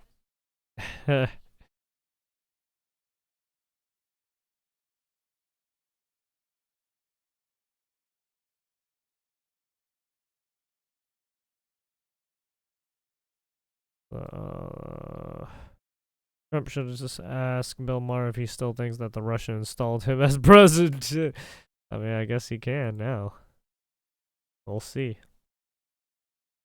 We'll see if he was just using it as a joke or he really means it. I mean, then again, maybe Hillary means it.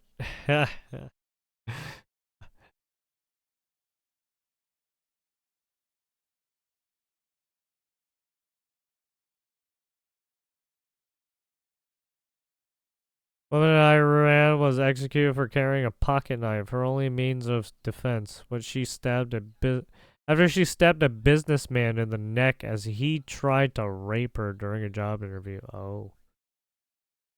When he locked the door, dropped his pants down, and violently threw her to the... Oh. Okay, well. Iran before the Islamic regime in 1979? Oh, I bet.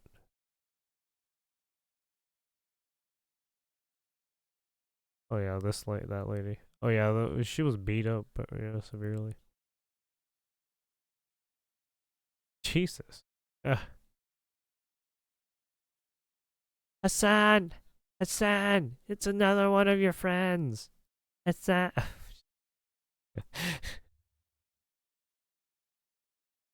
JFK Jr. The war in Ukraine is a money laundering scheme for BlackRock. They're doing this right in front of us. They don't even care that we know anymore.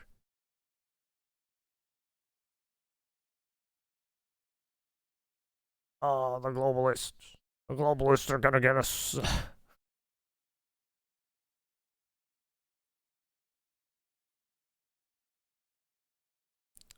Holy shit. An hour or so.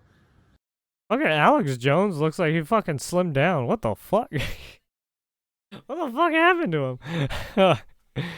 Holy shit, he looks like he's been fucking working out. What the fuck?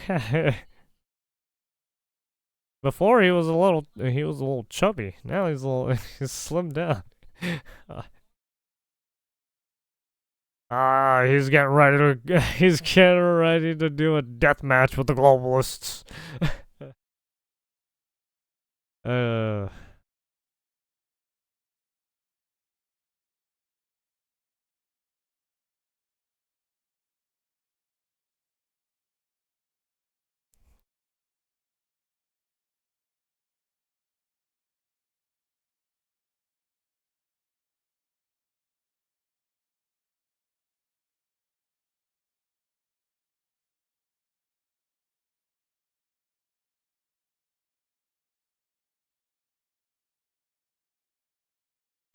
Alright, well, JFK seems to not be doing much Oh, Jeff guys are going to have a sexual scandal? Wait, what? I don't care. Not even 5% do I care. He's a man. Wait, what? I'm so confused. What? And they're having the cat left and right. I'm glad when these politicians have sex scandals with women. Wait, what? I was confused. Wait, he's gonna have a sex scandal soon now? Wait, what? Uh-oh. Here it comes. The news election. Should Nancy Pelosi, Maxine Waters, and Gavin Newsom be investigated for this? Oh, is this downtown LA? Oh, yeah. This is the homeless encampment in, downtown LA. I don't remember what street this is particularly. I can't see. 2007. Her net worth is over 120 million. Another person here, Maxine Waters, she's been serving the people here in California since 1990. Her net worth is over $10 million. Basically Chinatown. Yeah, if you go to like Chinatown, K-Town, that area. Yeah, you'll find some homeless encampments. If you find any bridges, right, and the bridge toll. Under the bridge. Usually you find homeless encampments there.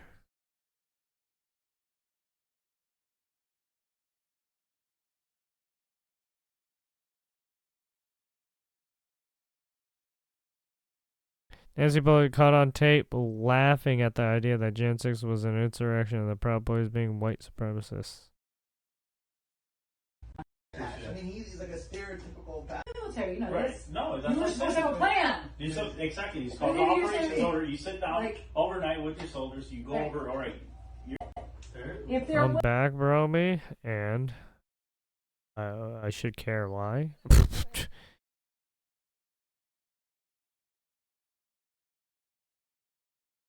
What the fuck? Fucking Pete Buttigieg and his fucking artificial breast. And yeah, what the fuck do you want, shit stir?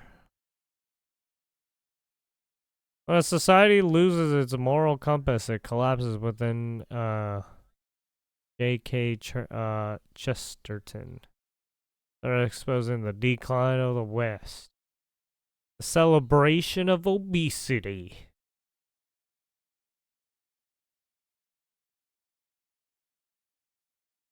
Yeah, what the fuck do you want? Do you want me to ban you? Fucking weirdo.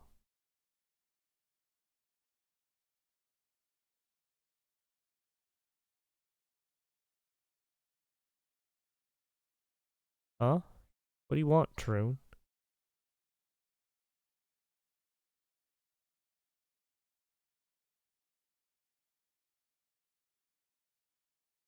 The rise of body positivity has twisted the concept of self-acceptance as a glorifying unhealthy lifestyle. Obesity, once recognized as a serious health risk, is now celebrated as an alternative version of health, all under the guise of promoting self-love. This dangerous narrative not only normalizes life-threatening conditions, but discourages individuals from taking responsibilities for their health, ultimately benefiting industries that profit from illness, such as big pharma and processed food sectors. Yes. And then you die at like the age of 40 because you're so fat and overweight. Jesus! Your knees have knees. Huh? Your thighs have knees. What the fuck is this? Jesus. I'm sorry. You're dying when you fucking reach somewhere in the 40s. Maybe even 30s. Dear Lord, have mercy on your soul.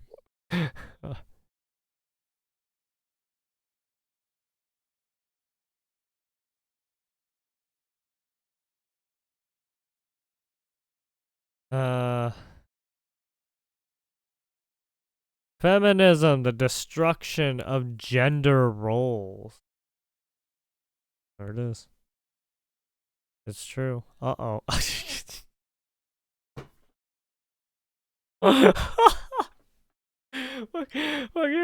Oh yeah, women are like in the workforce doing production stuff, and then now, they're on the OnlyFans. They're on, they're doing prawn and shit. Ah, God damn it. Ah. Yeah, dude. Not too long ago, fucking whatchamacallit?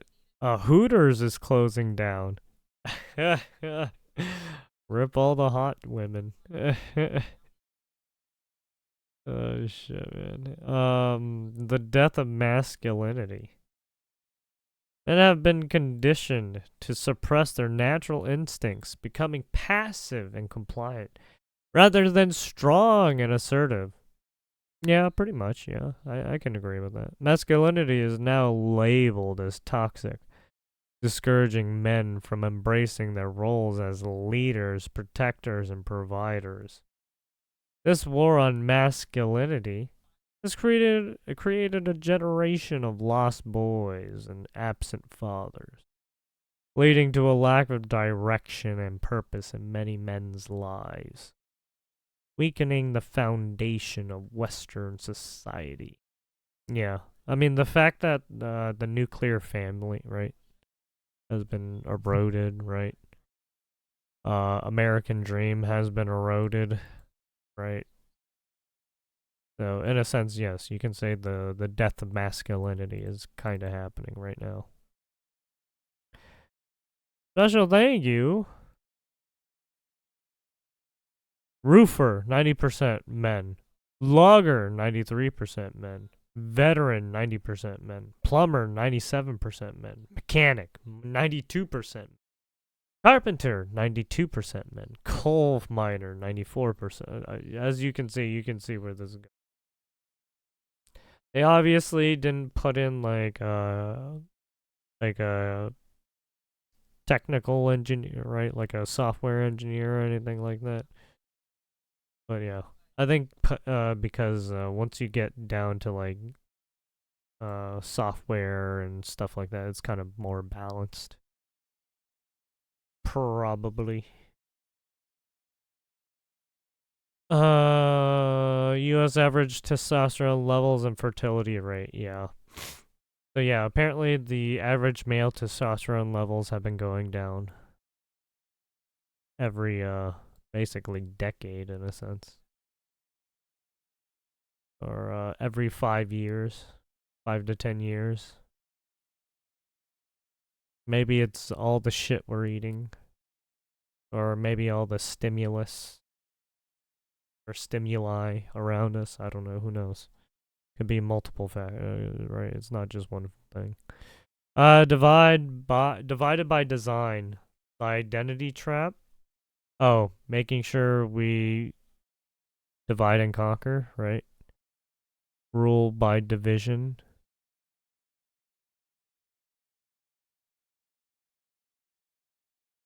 Identify politics have replaced unity and common goals with divisiveness. Yeah, basically. The victimhood, encouraging people to view themselves as yeah. Yeah, that's happening a lot, right? Basically, throwing the victim card out, being like, oh, these people are oppressing me, when it's not really actually happening. This narrative, right? The narrative creates endless divisions, correct? Right, and you can already see it. Just look at what the Democrats are doing right now. Just endless. Instead of finding solutions, identity politics have led to constant infighting and polarization. Correct. Look, even the Republicans do it from time to time. It's fucking annoying, right? You can see Trump do it from time to time sometimes. But I think he's only doing it because the Democrats keep doing it, so he's kind of like fighting fire with fire a little bit. Ensuring that people remain distracted while the true power structures go unchallenged. Yep.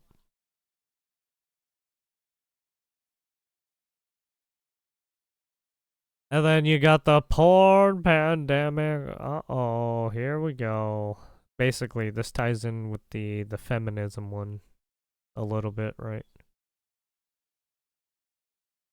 Because it encompasses both men and women. The West is drowning in hypersexualization with pornography and casual sex being normalized. Oh god, I gotta sneeze.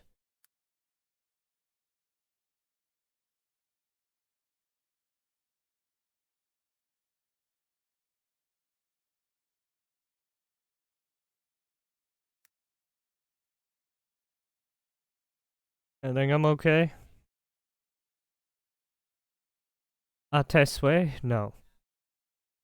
Shut up. I think I don't like you. Oh, Jesus. I just feel fucking congested. This has led to distorted views of relationship intimacy and love, weakening the bonds that create strong, healthy families. Sure, okay. I mean, this is specifically because of porn. So, okay, well, I'll let it go.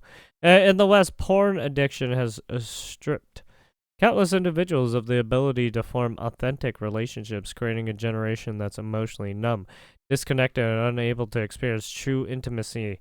This cycle perpetuates isolation, fueling society's descent into loneliness and despair.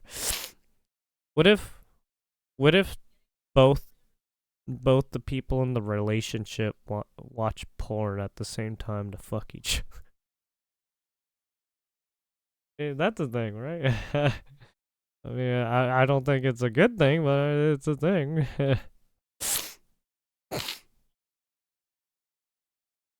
I don't know. I mean, yeah, I agree.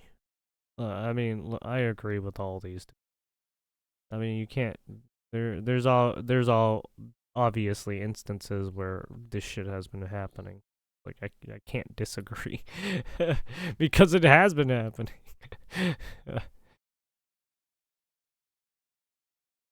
Right? There are some people who become men and women become desensitized because they become porn addicts, and then when they get into relationships, right, it starts to leak out, and it's like, dude, what the fuck?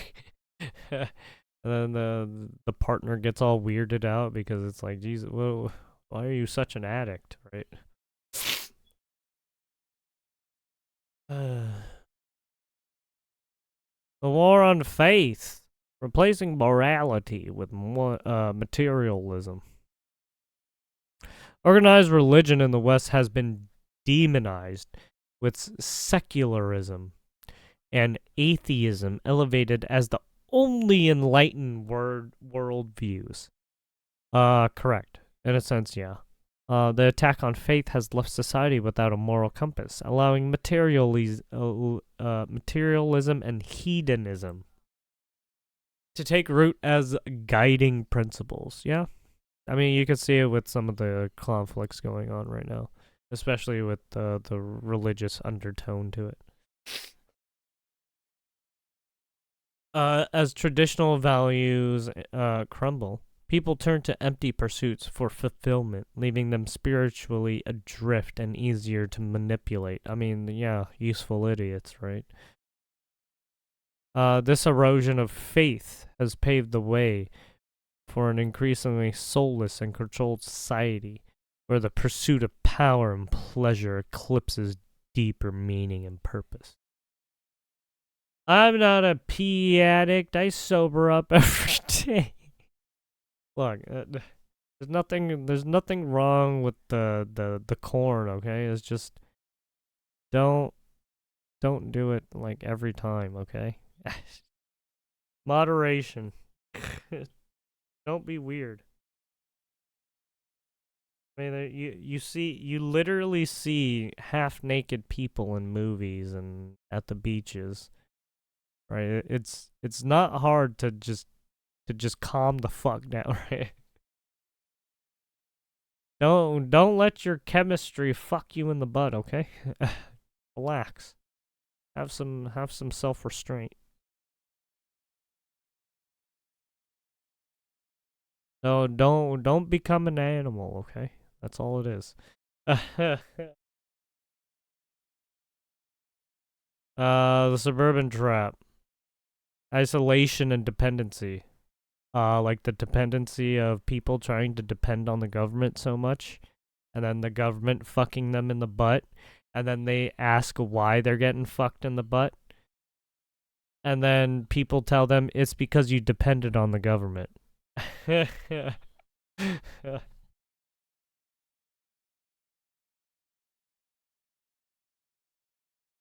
the West, the post-war suburban boom promised an ideal lifestyle, but led to widespread isolation and dependency.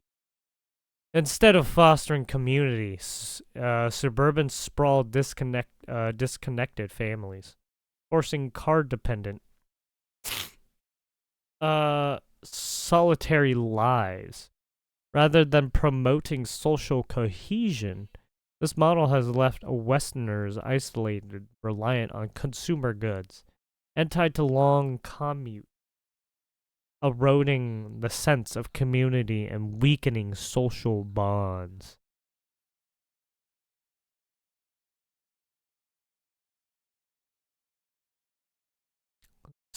Yeah.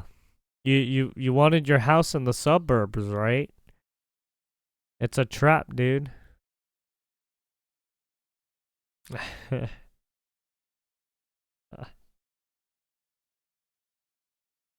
Education.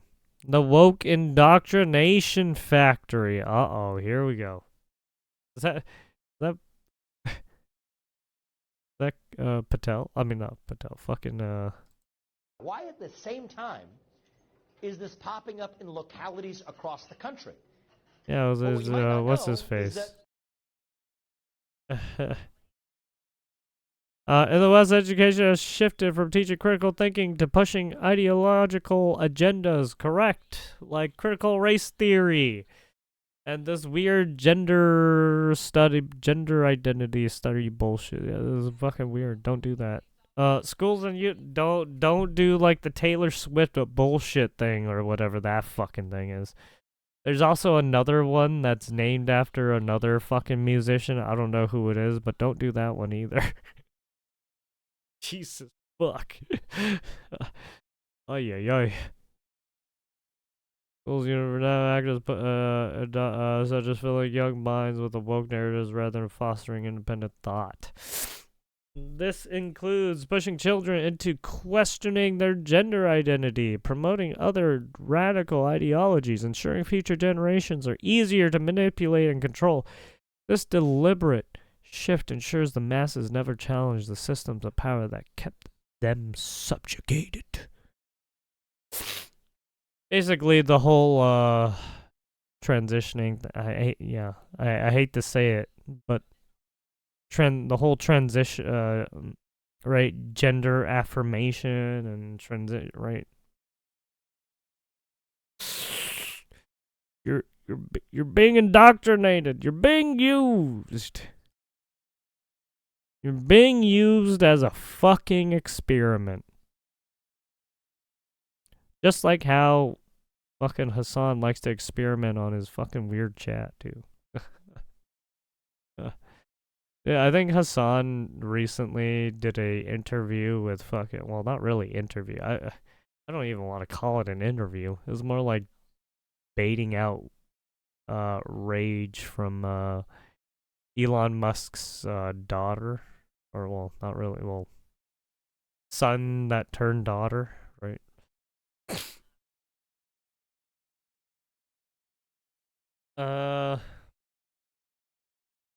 OnlyFans, the digital brothel in disguise. So, yeah, this one goes back to the whole, the porn pandemic and the feminism. Because it's one and the same. In the West, OnlyFans is hailed as female, but well, I mean, not one and the same, but it's another form that women like to go down, right? Or path, I should say. But it's a reflection of deeper societal decay. Women are monetizing their bodies under the illusion of independence, falling into a trap of exploitation marketed as freedom. I mean, look, if they want to subjugate themselves to becoming, right, the oldest job in history. What was it?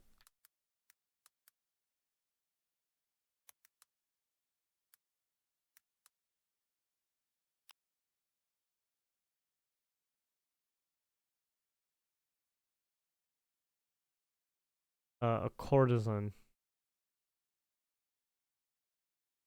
Right, a historical courtesan.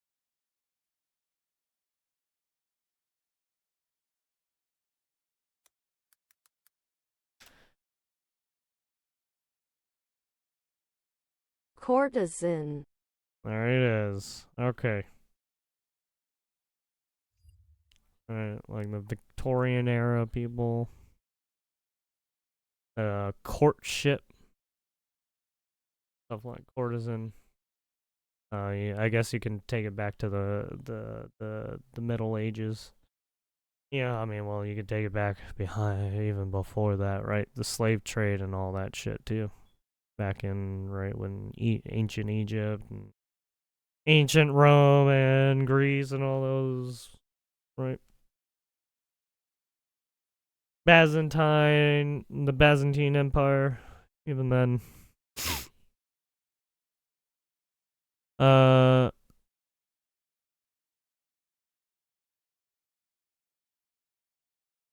Reducing women's worth to appearance over intellect or skills.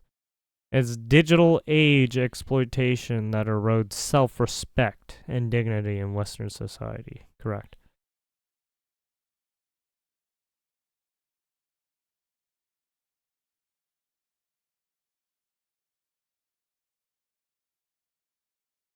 Decline birth rates and the destruction of the nuclear family. Okay, so, like I said before, I already talked about the destruction of the family unit, basically, or the traditional family base, or formula, or design. Western societies are facing a demographic crisis as birth rates plummet. This trend is a direct result of societal pressures that discourage family formation, with career ambitions and personal freedom prioritized over parenthood. The destruction of the nuclear family has left children without stable homes and role models, contributing to the rising rates of mental health issues, delinquency, and hopelessness. And yeah, you can kind of see it with, right, some of the youth. Oh, they're getting into criminal activities and shit like that, right? It's like, eesh. Yikes. You create your own reality. 100 mental models. Suffering with low testosterone, low libido, low energy levels. Uh-oh.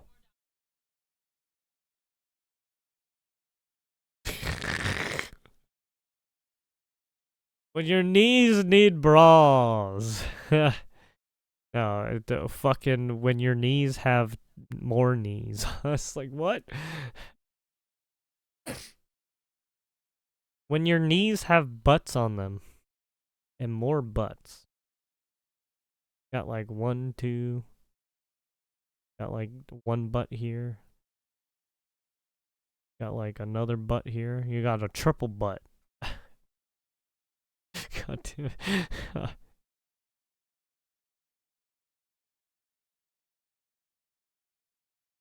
And there you have it. The degradation of society. Because we let it happen. We let it happen. Into the void we go. As McGall explains the difference between liberal and conservative men in dating. Uh-oh. Also calls out liberal women who want it both ways. If you believe that men and women are totally equal, no difference between... Wait, what? Then you would have to pay for the first date every time.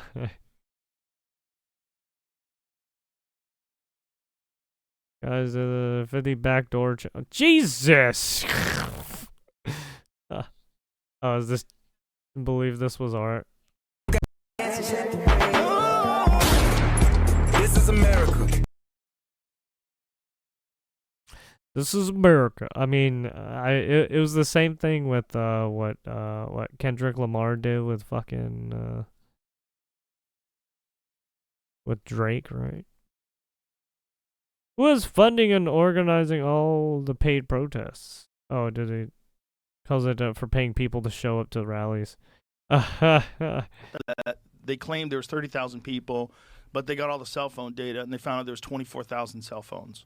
So they fudged it a little bit. That sounds normal. But they also said that a huge number of these people had been to 20 plus events and a lot of other different progressive events. And it seems like, at least in some of them, for sure, they were paying people. So they're giving people money to get on a bus, go to this place, here's your sign, go have fun. And so you're doing something different, right? You're pretending that these people are all coming out to see you. But they're coming out to see you because you're giving them money and free food. Right. And, you handed out water bottles and everybody gets a sign and everybody seems like they're kind of a part of a team. And for a lot of losers, a lot of people that don't have things going well in their life, and what do we, I was a loser at many points in my life. If somebody called me up and said, hey man, you want to make $400 and just go to this Kamala Harris rally? I'm like, yeah, let's go. I would 100% go. I would 100% go with no political. And then I'd probably think she's cool. And I'd be like, yeah, I'm fucking voting for her, dude. He's Hitler. That guy, we gotta stop Hitler. And I'd be holding up that stupid sign. If you found me when I was 21, 100% I would have taken that $400. Yeah. They were giving out $1,000 for people to protest. I think it was Tesla. I'm not sure about that, but I think it was Tesla. But so they had the rules of engagement. I don't know if he's talking if talking about one of you, the ACT hit Blues them in the body, or don't pick up an object unless they pick up an object first. I think are you organizing gangs? There's a couple. Are you guys paying I think it's more than two NGOs that are them, supplying the funds. What happens if you engage in violence? violence? Why is that even on the table? I thought you guys were peacefully protesting. Who's going to get how many pro-Tesla fucking hooligans are out there that have beaten people up for Tesla? Is it fucking zero? I have not seen a bunch of pro-Tesla gang members out there. So what are you going to encounter with this anti-Tesla movement? The police? Yes. Who's going to stop you from doing this? Engage with you? You're kind of talking all the pro-Tesla in a way gang that members at in their least bougie fucking puts it on the table that violence might take place. Jesus and you're paying people. Yeah, and because they destroyed language, now it sort of logically makes sense. He did a I didn't know he did a I didn't know he was doing it with what's his name, Constantine from Trigonometry or whatever. That's right. If these people are Nazis, if you actually thought they were Nazis, right. If you actually thought Nazis had taken over your country, you'd pick up a gun, right? You shouldn't need $1,000 and free lunch. $1,000 and free lunch is crazy. You need to smooth things over, make it easier. You need to subsidize your movement. You know what I mean? Yeah, I would have a hard time doing the $1,000 one. I'd be like, bro, we're going to jail. I'd be like, I'm not that stupid. I'll hold the sign. I'll go to the rally. But if I was 21, they said, look, $1,000, you want to protest against Tesla? I'd be like, hold on. What happens if we get arrested? This guy's rich. Yeah. He's not gonna let you light his fucking cars on fire, stupid. He's the richest man on earth. What are you talking about? Yeah, and you're not even just lighting his cars on, the dealership cars on fire. You're attacking normal citizens who aren't even a part of the political bullshit that's going on half the time. So it's the fact that you're doing that, it's you're shooting yourself in the fucking foot. You're not helping your fucking cause, you fucking idiots. Doesn't this guy make his music on laptop instead of playing real musicians Playing real instruments? Wait. Wait, isn't this the same guy that wanted to put hits out on people? Doesn't this guy stream on Twitch sometimes? Isn't this guy a Hassan Orbiter? Oh, is that...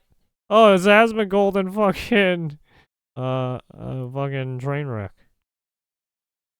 It's the caveman. Being a caveman. I'm just kidding.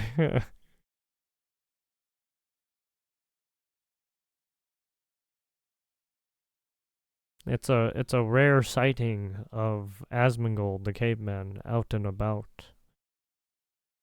Not in his natural habitat.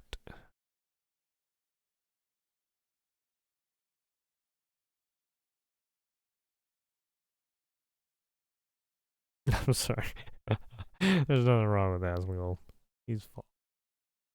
He's fine. Uh-oh. Comfortable with a white model. The humble Jesus. The humble Jesus himself was once again more seriously based. Oh yeah. Yeah, there's been a lot of people attacking this this lady because of her I guess because of her hair. Jesus Christ, people, come on. It's just a haircut. Relax.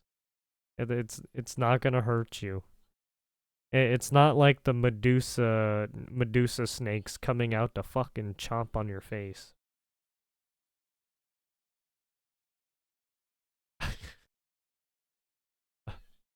What is this machine used for? To help women jack off.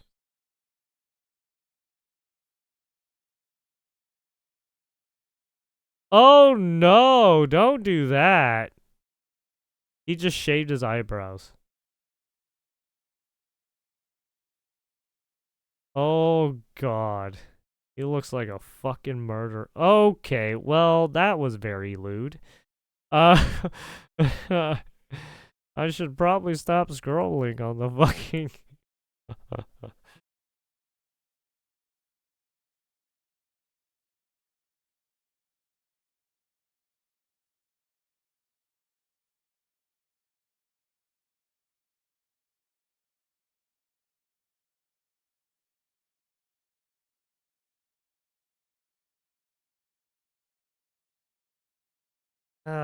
Okay. Fuck, I don't know what to do, because it's like, it's already getting late. I'm like tired a little bit. I mean, I need a second wind. I need a second wind. I need a pick me up. I don't It might be more than 300. Hey guys. Hi. I'm gonna do it later.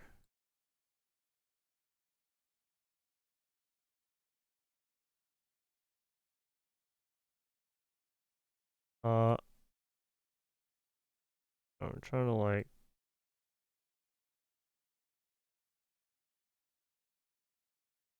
Alright.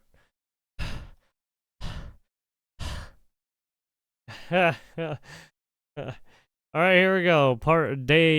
This is now today's events. We got past yesterday's events. All of it. Well, except for well, Nintendo. We didn't do Nintendo. We'll do this later. I don't fucking care right now. Let's just see what happened today. Because apparently there was some shit going on today. Apparently Elon Musk was doing some events.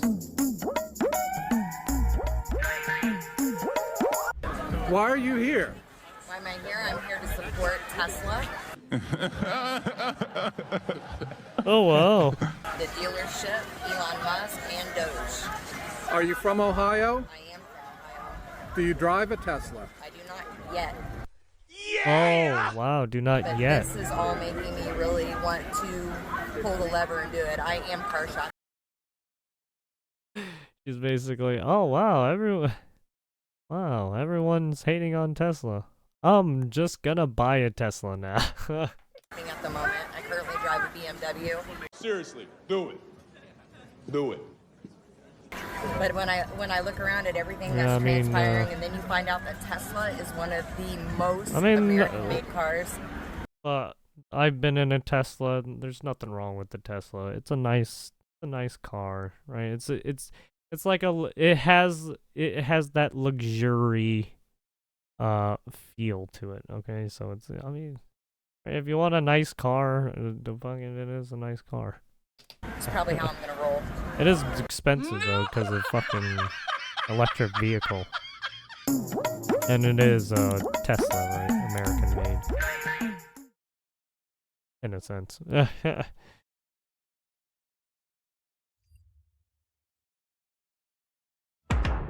What do you got? Jasmine Crow almost crying over losing $100 billion in Texas.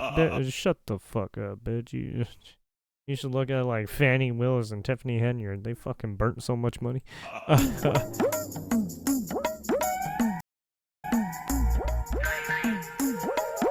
to be clear, $100 billion in taxes a year. That doesn't sound correct. $100 billion in taxes. They pay into Social Security and they don't get to draw down on it. So stop, again, allowing them to divide us and to demonize them. What? They pay into Social Security and they don't get to draw down on it. So stop, again, allowing them to divide us.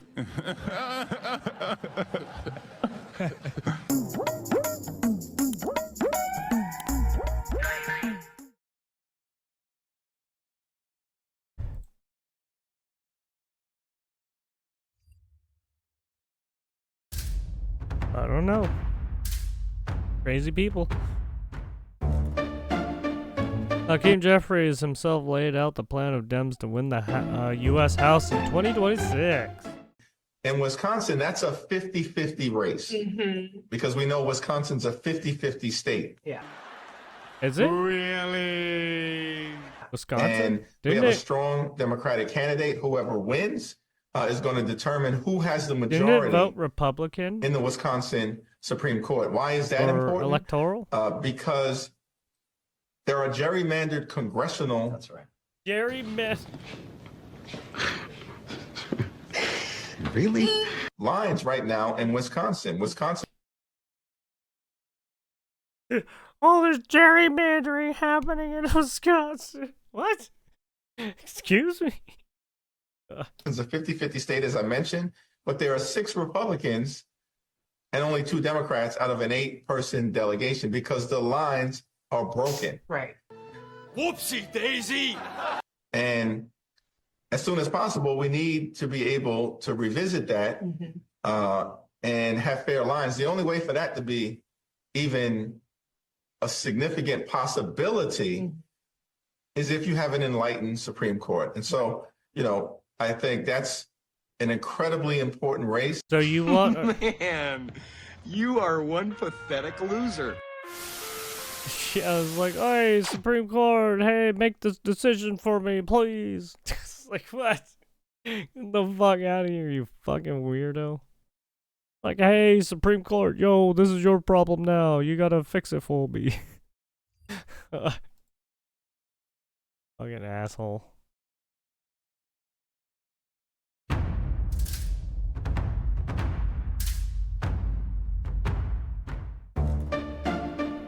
Boom, this duo man is a hero. He is blasting YMCA.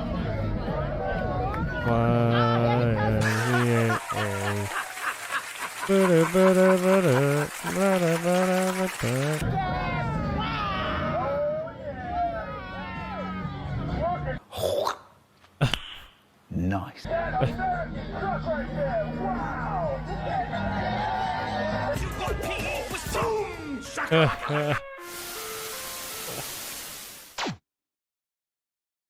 YMCA.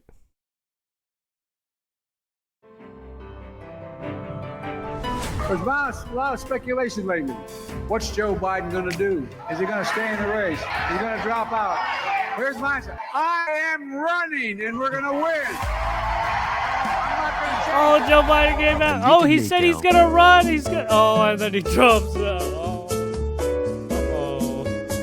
Oh no. Why'd you drop that? It's hush hush talks in 2023 for Biden to withdraw from race, says book. Well, I mean, yeah, it had to be. Because literally everyone flipped on a fucking dime that... It was literally the weekend. That following Monday. For what... It was the... When was it? It was the, It was when they did the... Yeah, it was when they did the fucking, when he did his, whatchamacallit? When he did the debate with Trump. After that week, the following Monday, everyone flipped a dime and went to fucking Kamala. It was like, dude, what the fuck, man? How could you do this? You guys are retarded.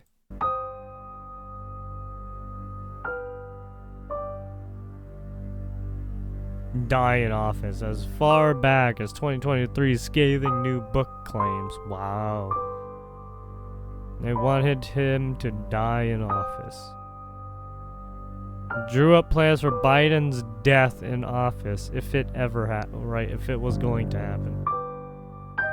Pre-plan for Biden's death during presidency to report. Jesus. Oh yeah, because he did get sick at one, right? Because he got the COVID. And then he fell asleep. I am running, and we're gonna win. Yeah, fucking fell asleep at this. This was in Africa. I am running, and we're gonna win. He was like in the Congo or something doing an event. He's sharper than ever.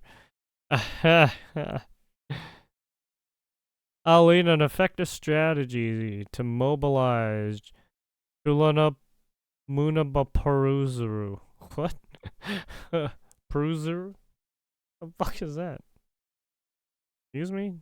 Just said gibberish. Who controls your mind? What is this? Oh yeah, I saw this one.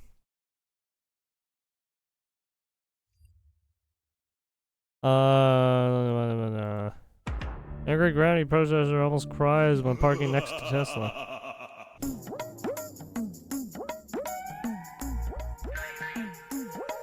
What's that? We are not parking next to that thing. What?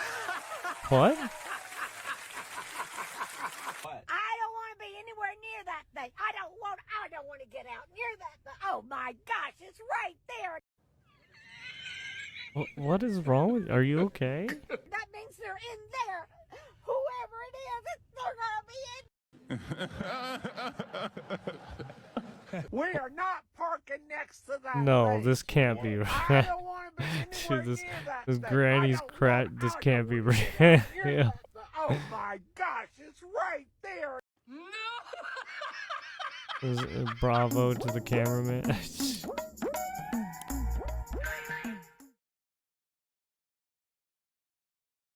And fucking, is that a family member? Like, what the fuck? Literally crashing the fuck out. Oh my gosh, it's right there.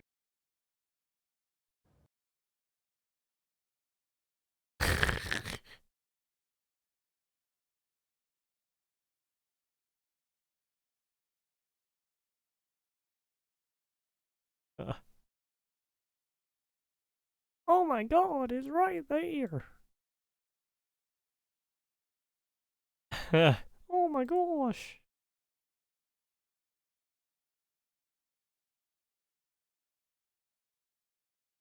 I'm not parking near that thing. I don't. Okay, anyways. What do you got?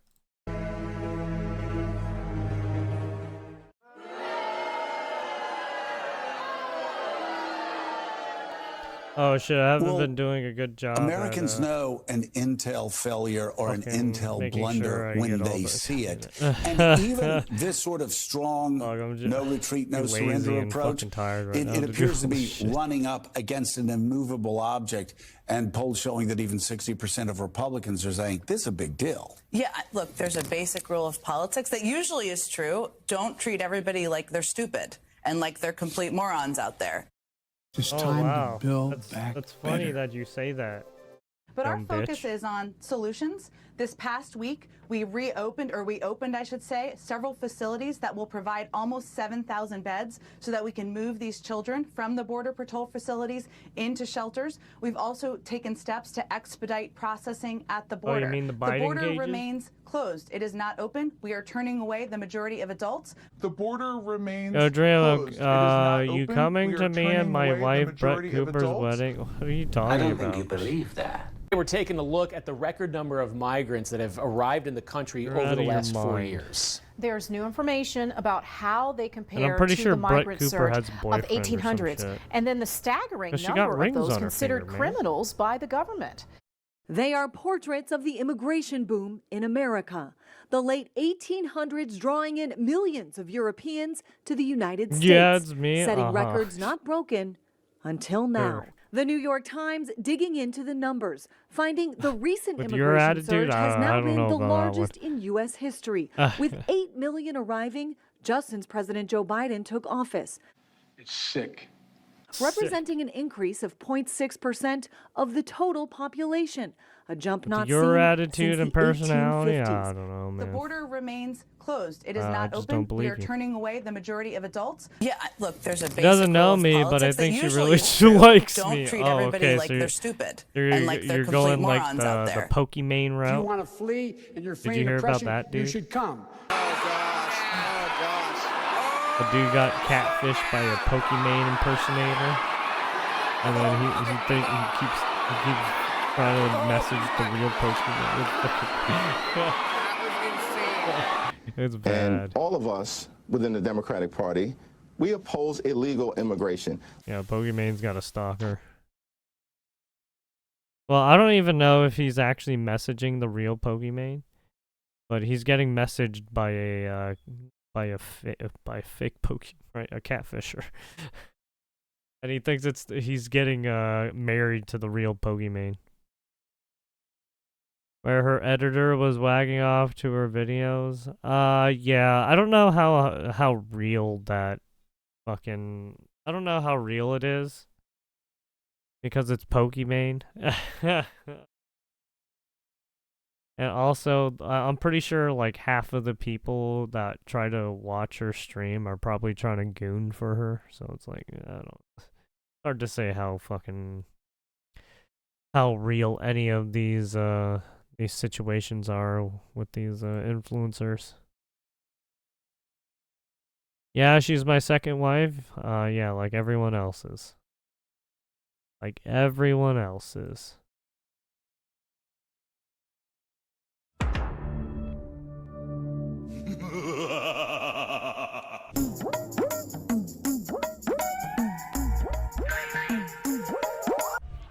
Yeah, it's really wild.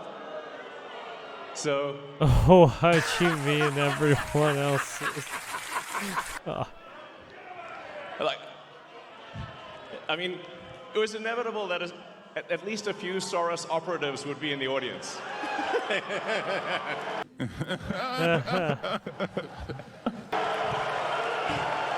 Give my regards to George. Say hi to George from me. Say hello to George. Yeah! It's a bug. USA, USA, USA, USA. Yep. I mean, it was inevitable.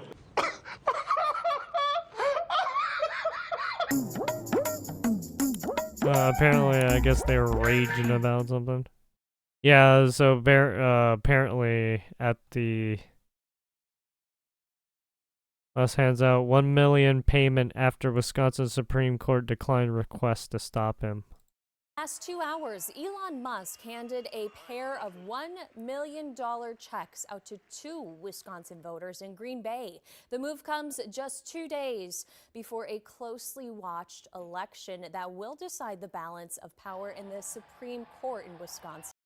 Oh, and they're basically saying, hey, he's trying to bribe people. Stop him.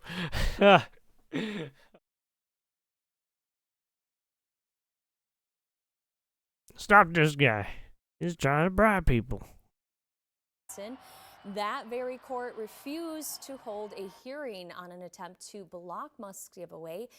What? You can't block it. Oh, well, actually, it's above $1 million, right? So it's like, yeah, they kind of have to. I don't know what they can do with that. I don't know the laws regarding that stuff.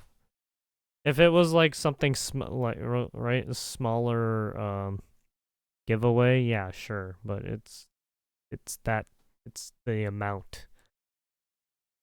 It is the amount. Anyways. KR 11.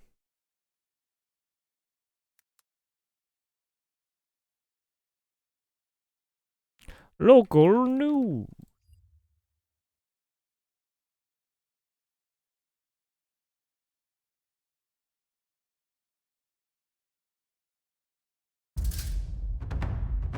What do you got? Meanwhile, in front of Tesla location, NYC. Oh, yeah. Yeah, this one. Saw this one.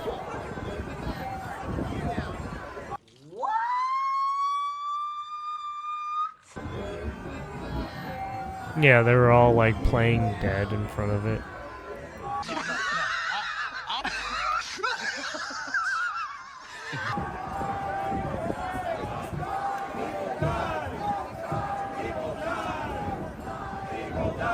People die. People die. What are you talking about? What?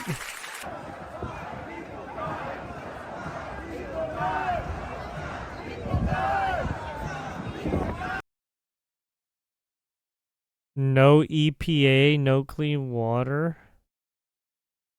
Death by Doge by Rip Medicaid. I like how they keep bringing up the Medicaid thing, even though he said he's not touching Medicaid.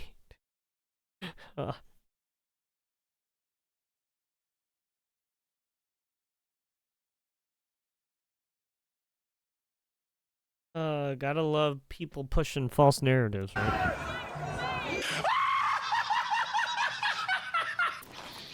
Is he alright upstairs? No, I don't think any of these people are alright up there. They're all pushing weird narratives. Alright,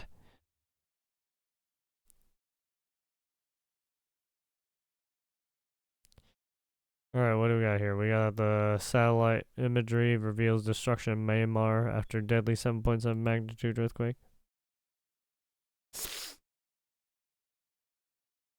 I was dreaming me and my wife Brett are gonna go to sleep. Have a good night, Bromy. Sure. Why don't you go after Shoe on Head? She's just as cute. Oh, actually, she's married. Never mind. And she has a kid. Never mind. I'm sorry. Good luck.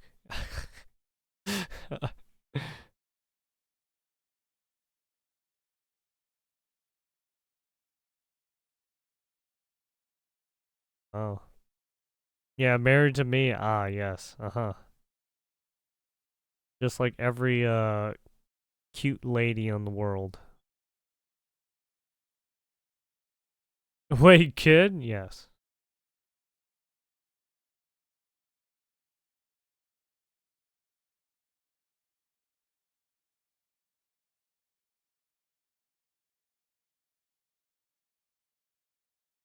Boom. Oh. Gone. Fuck you mean, kid? I ain't got no kid. Oh, well, apparently you got a kid now, right? You said you said you got married. You said you got married to her, right? Well, what's going on, man? Were you lying? What are you doing lying, man? I get the lie. And we are following some breaking news that we wanted to let you know about. This coming out of Iran as the Iranian president has rejected direct negotiations with the United States over its nuclear program. The very latest is that Iran's president saying earlier today that the Islamic Republic rejected direct negotiations with the United States over its nuclear program. Also offering Tehran's first response to a letter that President Trump sent to the country's supreme leader. The president saying that Iran's response left open the possibility of indirect negotiations with Washington. However, such talks have not made any progress since President Trump, during his first term, unilaterally withdrew America from Tehran's nuclear deal with world powers in 2018. You're taking a live look right here at the White House as we continue to follow this breaking news.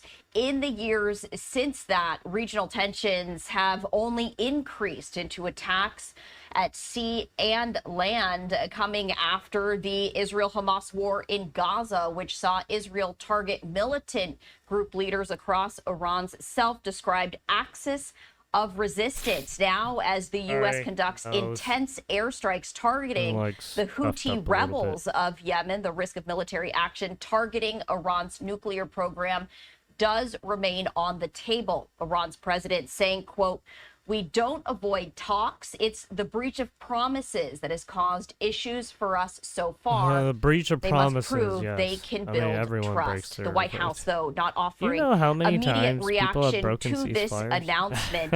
This comes as President Trump's letter following both Israel and the United States warning they will never let Iran acquire a nuclear weapon, leading to concerns over a military confrontation as Tehran enriches uranium at near weapons-grade levels, which is something only done by atomic-armed nations. Iran has long maintained its program is for peaceful purposes, even as its officials increasingly threaten to pursue the bomb. Since President Trump returned to the White House, his administration has consistently said that Iran must be prevented from acquiring nuclear weapons. I think they meant the in nuclear February bomb. by the UN's nuclear watchdog said Iran has accelerated its production of near weapons-grade uranium. So we are continuing to follow that breaking news as earlier today, Iran's president rejecting direct negotiations with the United States. So from what we've been understanding, Iran has said their nuclear program was never meant to produce armaments, right? It was just for energy. But apparently, they are making armaments. Or at least trying to produce uranium to make armaments, right? Because I guess they don't have a fabrication process to fabricate the materials yet.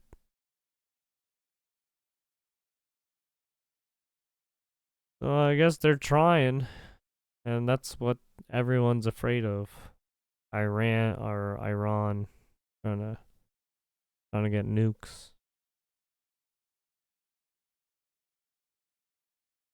Right? I mean, it's one thing to arm yourself with like missiles and shit. It's another thing to arm yourself with a fucking nuke. Right?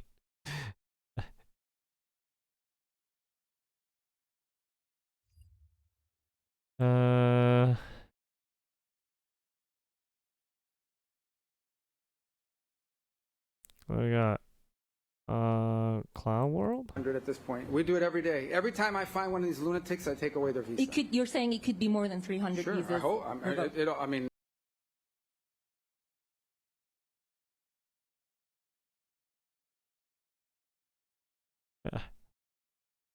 Yeah, when he said this,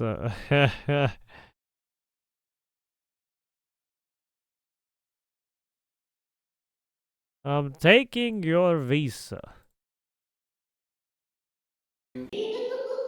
Hasta luego, motherfucker. I don't even remember the terminology. fucking Spanish is broken. My fucking French is broken. My Vietnamese is broken. Yes, I know fucking 3 languages. No, I don't fucking use them. I barely do. And if I do use them, I'm only using them for profanity and cracking jokes. Or saying some fucked up shit. To watch the men of the Democratic Party model a kind of masculinity that is simply 21st century masculinity. Shut the fuck up. Shut the fuck up. Male figures, Tim Walz being one of them, Doug Emhoff last night, who can speak to men out there who might not be the sort of testosterone-laden, gun-toting kind of guy. Exactly why. Leadership, not for women. If that guy Not got any for gayer, women. he'd fart glitter.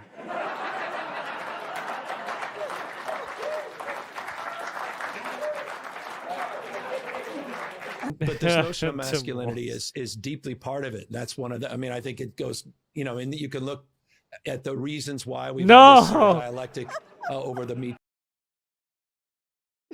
He did the fucking shoulder shit. Dude, he does this fucking every time. It's so fucking Is deeply weird. part of it. That's one of the, I mean, I think it goes, I don't know why. and you can look at the reasons why we've had this sort of dialectic over the Me Too. You can hear the person laughing in the fucking back when he does it. Movement. We've had this dialectic even Jesus prior to the Me Christ. Too movement. This How do you notion fight of it? This I notion think of I could tucks. kick most of their ass. And then he does the weird with his hands. He motions like he does that shit a lot. I do think This fucking guy, man. Oh, open purse, remove balls, huh? Do you believe that Open America purse, is remove addicted to white balls, huh? supremacy?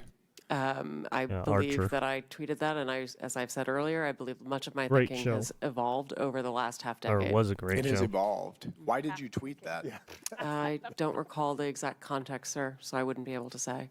Okay. Do you believe that America believes in black plunder and white democracy? I don't believe that, sir. You Don't know what tweeted. that Oh, that that's in funny. reference Thanks- to yeah, a book because you were tweeted reading that. at the time, apparently, The Case for Reparations. Yeah. I don't think I've ever read that book, sir. Tweeted about it. Yeah. You said you took a day off to fully read The Case for Reparations. You put that on Twitter in January of 2020. Apologies, I don't recall that I did. Do you believe that white A lot of people people don't inherently recall what feel they did superior because to they're other retarded. races? I do not. Yeah. You don't. You tweeted something to that effect. Do you think that white people should pay reparations? I know what I I've tweeted never said back that, in sir. those days. I didn't Yes, you tweet did. some nice things Said that in sometimes. January 2020. NPR also promoted a book called In Defense of Looting. Do you think that that's an appropriate use of taxpayer dollars? I think when I'm unfamiliar with that book, sir. You I've- tweeted I that you think read when that book. Twitter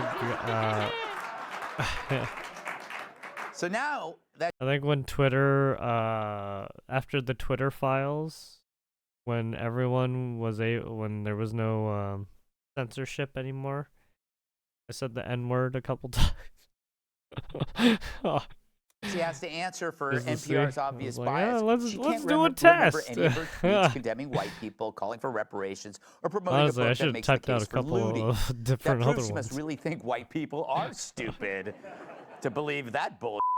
Liberal. Male. I believe her. Oh yeah, this one. Help! Help! Help! Help! It's fucking. She's wearing no bra, and you can clearly see her fucking tits. I believe And then she just, yeah, and then she just makes a fucking whistle. SOS whistle. Our strength is our diversity. Undermining national unity, erosion of shared values, potential for conflict.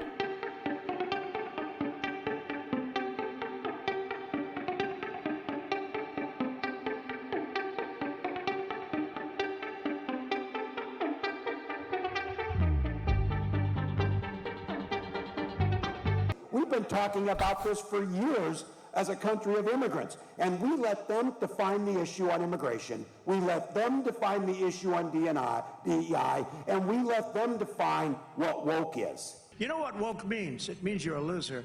Everything woke. We let them win. We let them define things. We played into their games. Everything woke turns to shit.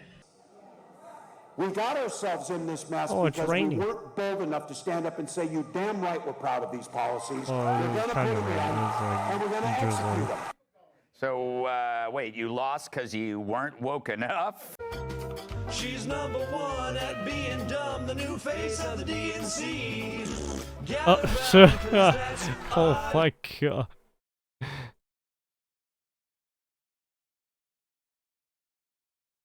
God damn.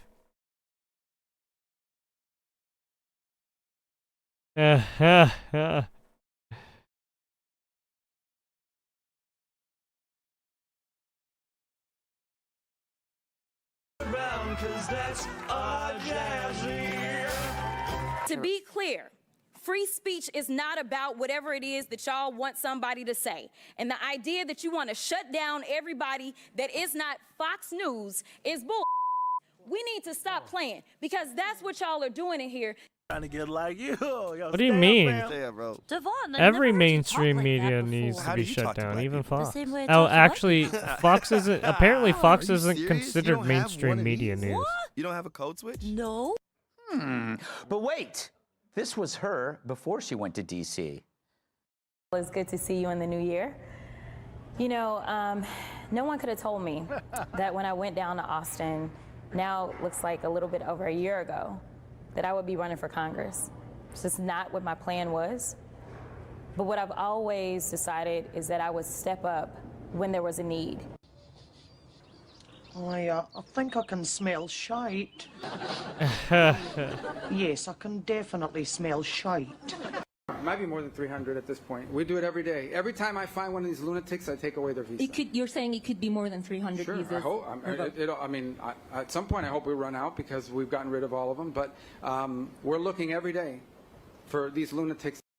Give them nothing, but take from them everything. Right, and so everyone thinks Mahmoud Khalil. But when Mahmoud Khalil was tossed, the word came out to these Palestinian organizations, linked to Hamas or not, that the Americans are not going to tolerate the campus unrest, the takeover of buildings. What we saw at almost every Ivy League institution outside Princeton.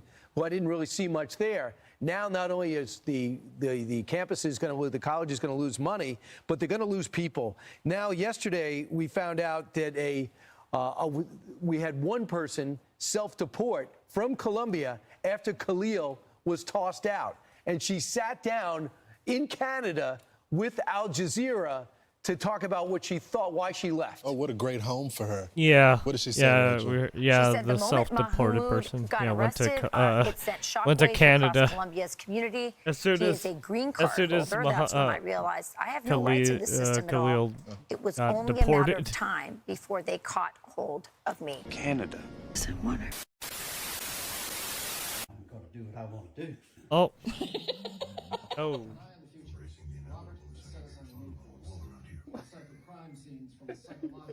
You get down? No. All right. There it goes. Cloud World.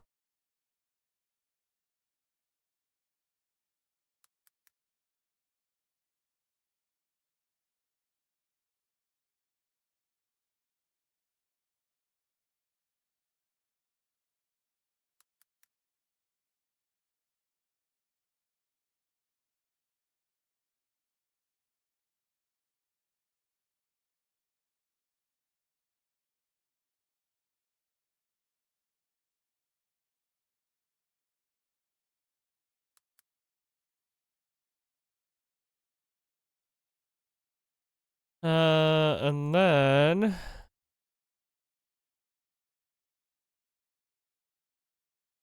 I think we're gonna do this.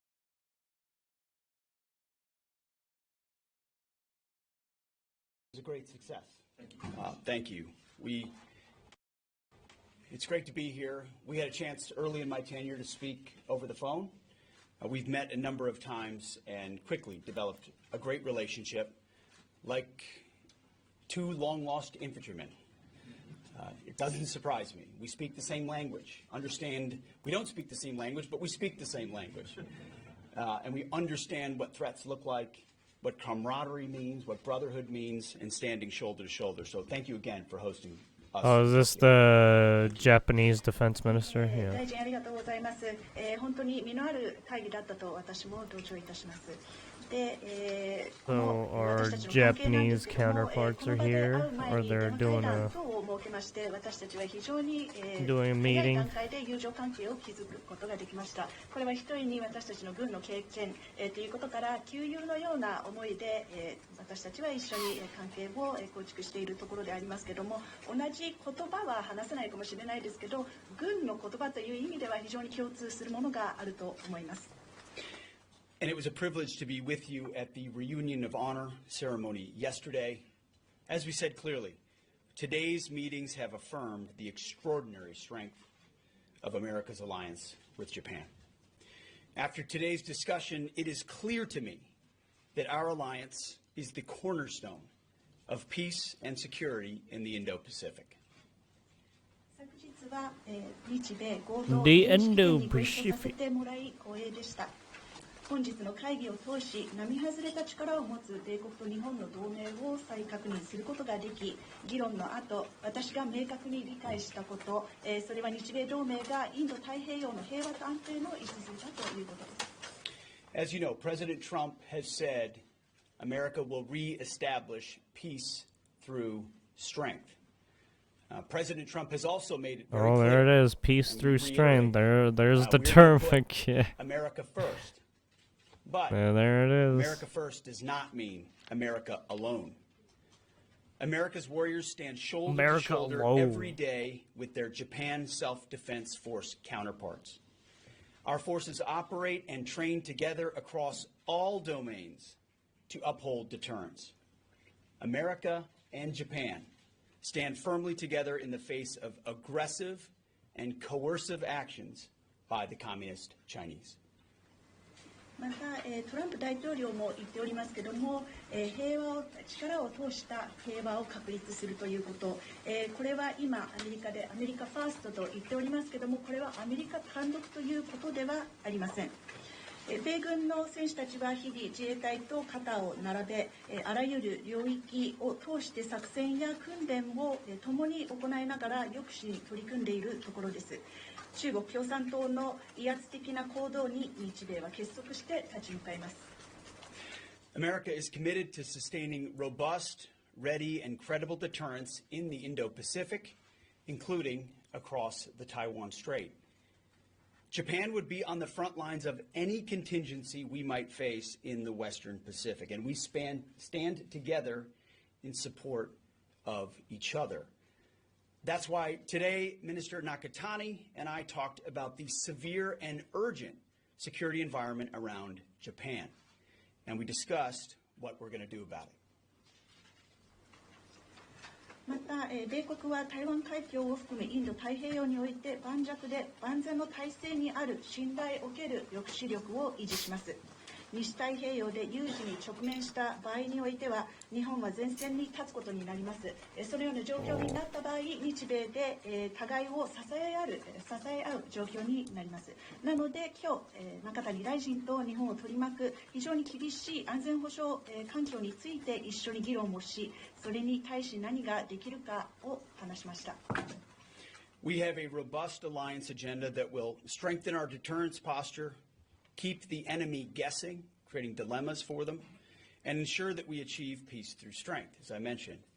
This means ensuring that we have the right posture in Japan and the right capabilities forward deployed here, whether permanent or temporary. It also means expanding access to key terrain here in the first island chain, such as Japan's Southwest Islands. And certainly it means exercising together at those critical locations.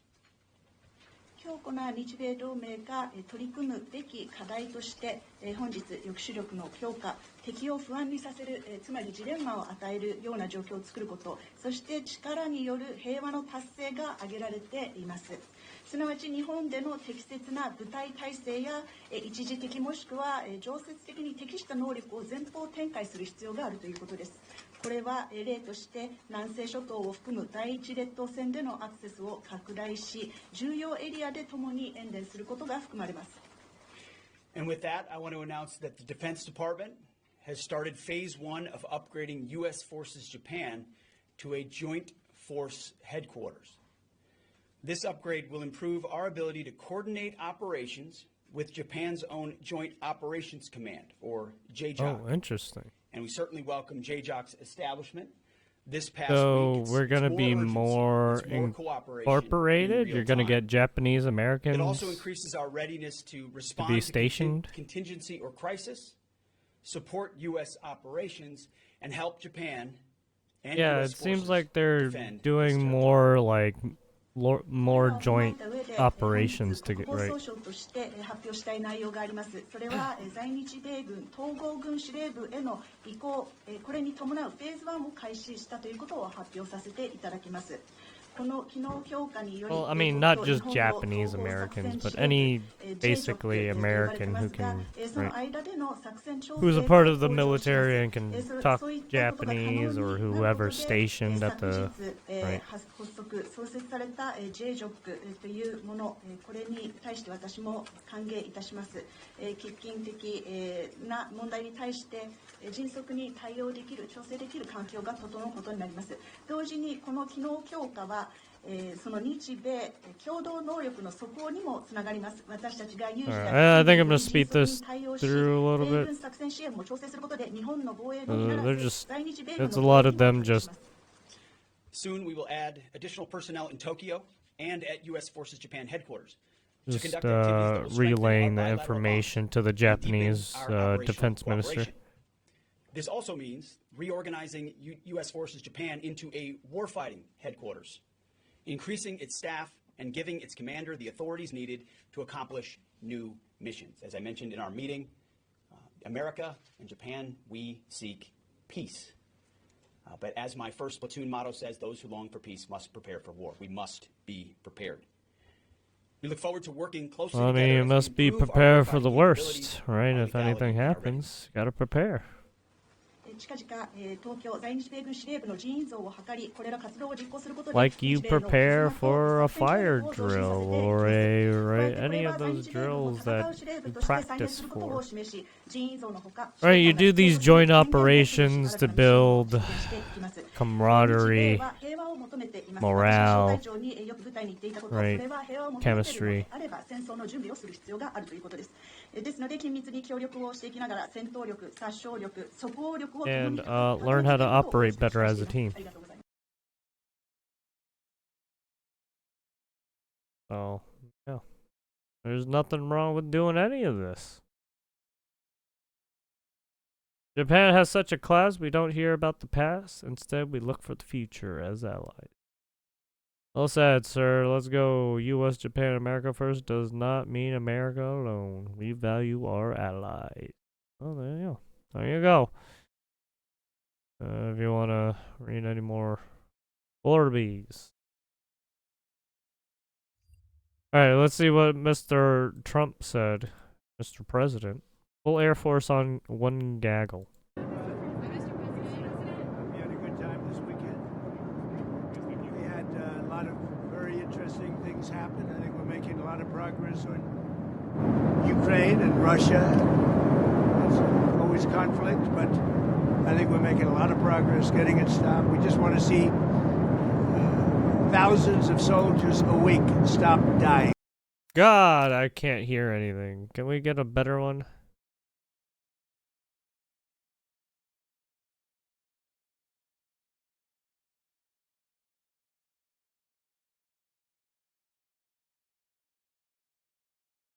Welcome back. Thanks for staying here with us on Live Now. I've announced already, but many more. The tariffs are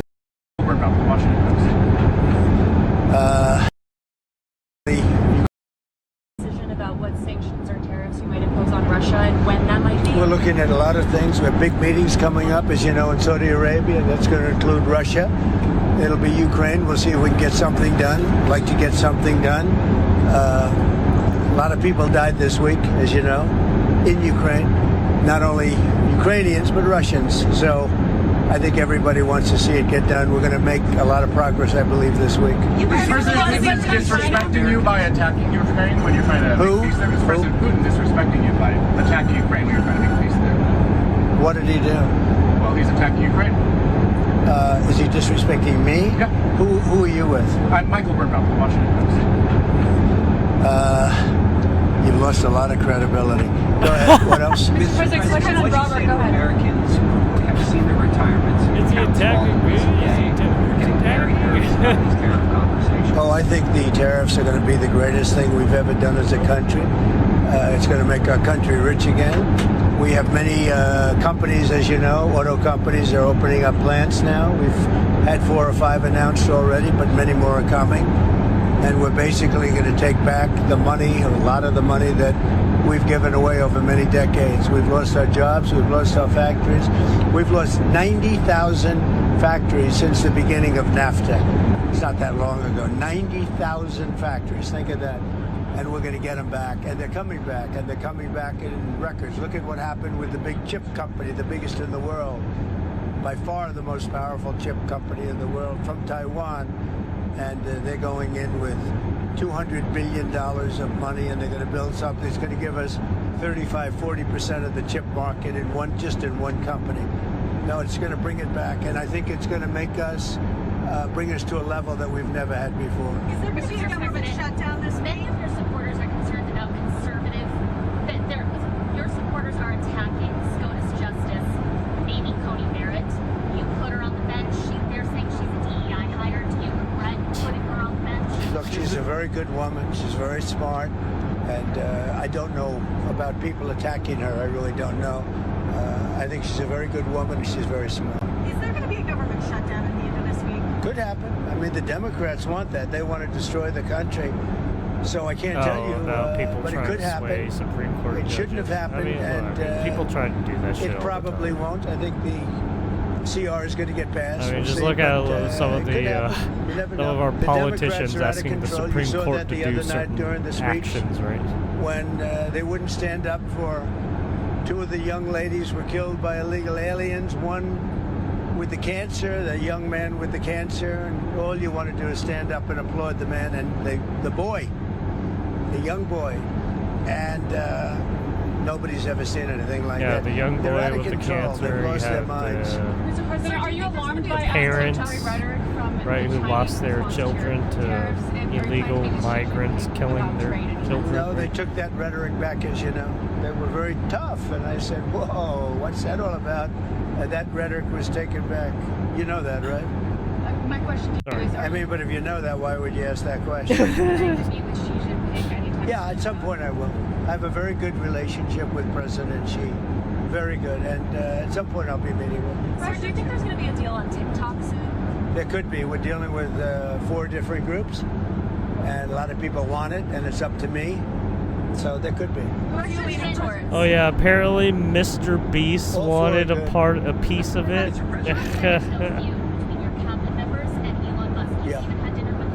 Yeah, apparently, and TikTok is trying to get employees right now, even though they might get shut down. Well, I don't think the tension's high. Look, Elon's a very special person, and these cabinet people are special people. You know, these are very successful people, or they wouldn't have gotten, you know, they've attained the highest heights of government. And I think they have a fantastic relationship to Elon. And Doge has been incredible. You know, hundreds of billions of dollars of waste and fraud and abuse has been already found. And that doesn't mean they don't have a little bit of an argument here and there about something, or maybe personnel arguments. There's not too many contract arguments. You know, contracts have been found. This is much more than just personnel. And we found hundreds of billions of dollars of fraudulent contracts, or very wasteful, but I think fraud. I think it's fraud. There was just another plane crash. And I actually think they I think What? really the cabinet, for the most part, I think they get along really well with Elon. There was just another plane crash in Pennsylvania today. Secretary Duffy's big concern is his department is being gutted. He's been, dealing with these crashes ever since he was sworn in. Pennsylvania. Does he have a legitimate concern? Well, that has nothing to do with it. Oh, that was one a small in plane, and that would have happened whether you had a big department or a small department, as you understand. It's just they're in. They have space like this. They have times when things happen a little bit more often than normal, and then it goes back, and you go many years without having a problem. I'll tell you, I think the Southwest pilot did a fantastic job last week when he lifted that plane off the air, because if he put the brakes on, that wouldn't have been good.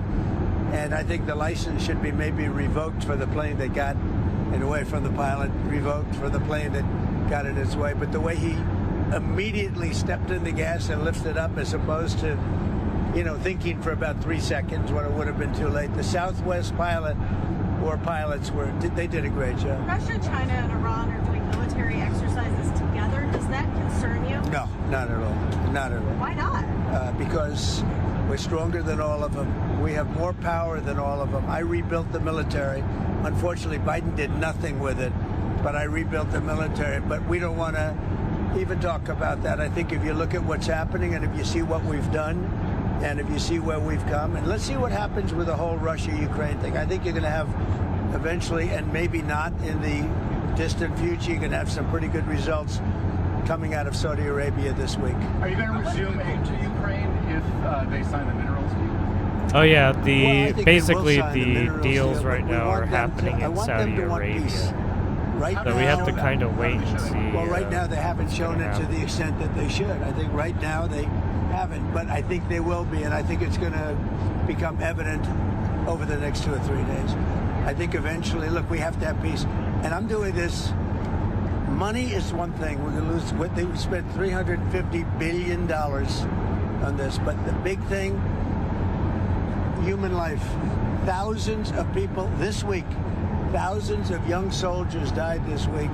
Yeah, Hundreds of people died in cities. even as they're talking in about Ukraine. peace, right, the ceasefire And we deal, gotta get it they're still stopped. It would have they're never still going happened through if I was war, right? They're president, still and it didn't attacking. happen. This was not going to happen. They're still By the doing way, operations. October 7th No wouldn't have ceasefire happened. signed yet. Inflation wouldn't have happened. The Afghanistan, the way not that they left, but the way that they left, it looks so bad. Probably the most embarrassing day in the history of our country. That wouldn't have happened. A lot of things wouldn't have happened, but it is what it is. I think we're going to have a good time. I think we're going to have a good result in Saudi Arabia, meaning they're hosting the various talks, and we have a lot of good people going out there, and I think Ukraine's going to do well, and I think Russia's going to do well. I think some very big things could happen this week. I hope so. So 2,000 people, at least 2,000 young soldiers have died this week. And this is almost on a constant basis, a couple of thousand soldiers a week. It's a killing field, and we got to stop it. And if I can stop it, I'll be very happy. Literally, it's an open field where they're just Well, fucking we just killing about each have. other. I mean, we really you just might about have. sometimes have like And we want to do anything we can to get Ukraine houses to and be serious about right, and some getting kind something of done. foliage to protect you. And shit. You know, I say Well, they don't sort have of the protect cards. you Nobody guys. really has the cards. Russia you're doesn't have you're the a cards. fucking They don't sick have. duck out What there. you have to do is you have to make a deal, and There's you no have to stop fucking the cover killing. or anything. It's a man. Just senseless fucking- war, and we're going to get it stopped. You hesitated with Maria Bartiromo. Where are we? Are we just about? We're just about ready to land. Are you worried about a recession? Maria Bartiromo asked you, and you kind of hesitated. I'll tell you what, of course you hesitate. Who knows? All I know is this. We're going to take in hundreds of billions of dollars in tariffs, and we're going to become so rich, you're not going to know where to spend all that money, I'm telling you. So guys, the Donald Trump and What?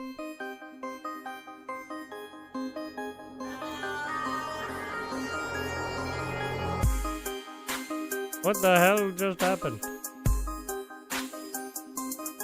Wait, is he the one who made it?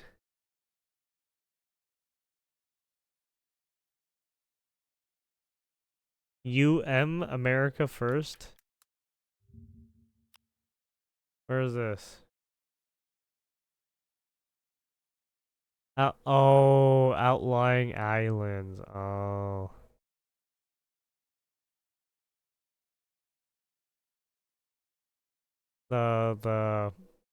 Basically the islanders that the U.S. has helped over the lifetime of the U.S. basically. The ones we have treaties with. So whoever this person is part of one of those islands.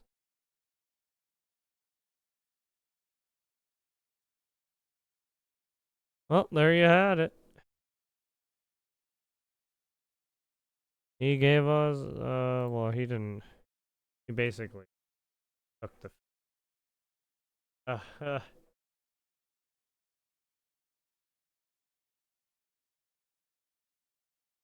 amplified it. Anyways, I think we're gonna watch these, next time. What time is it? I think I'm gonna call it. I'm fucking tired. I was thinking about playing video games, but I'm like, I'm kind of gonna be mute.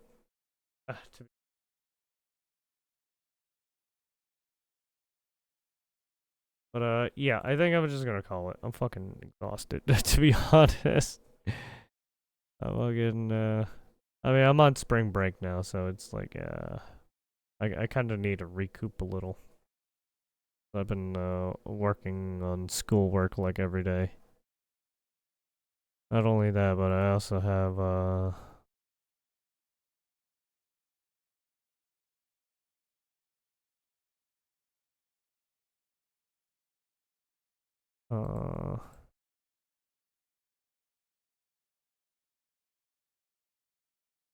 I think I have a report due this week, so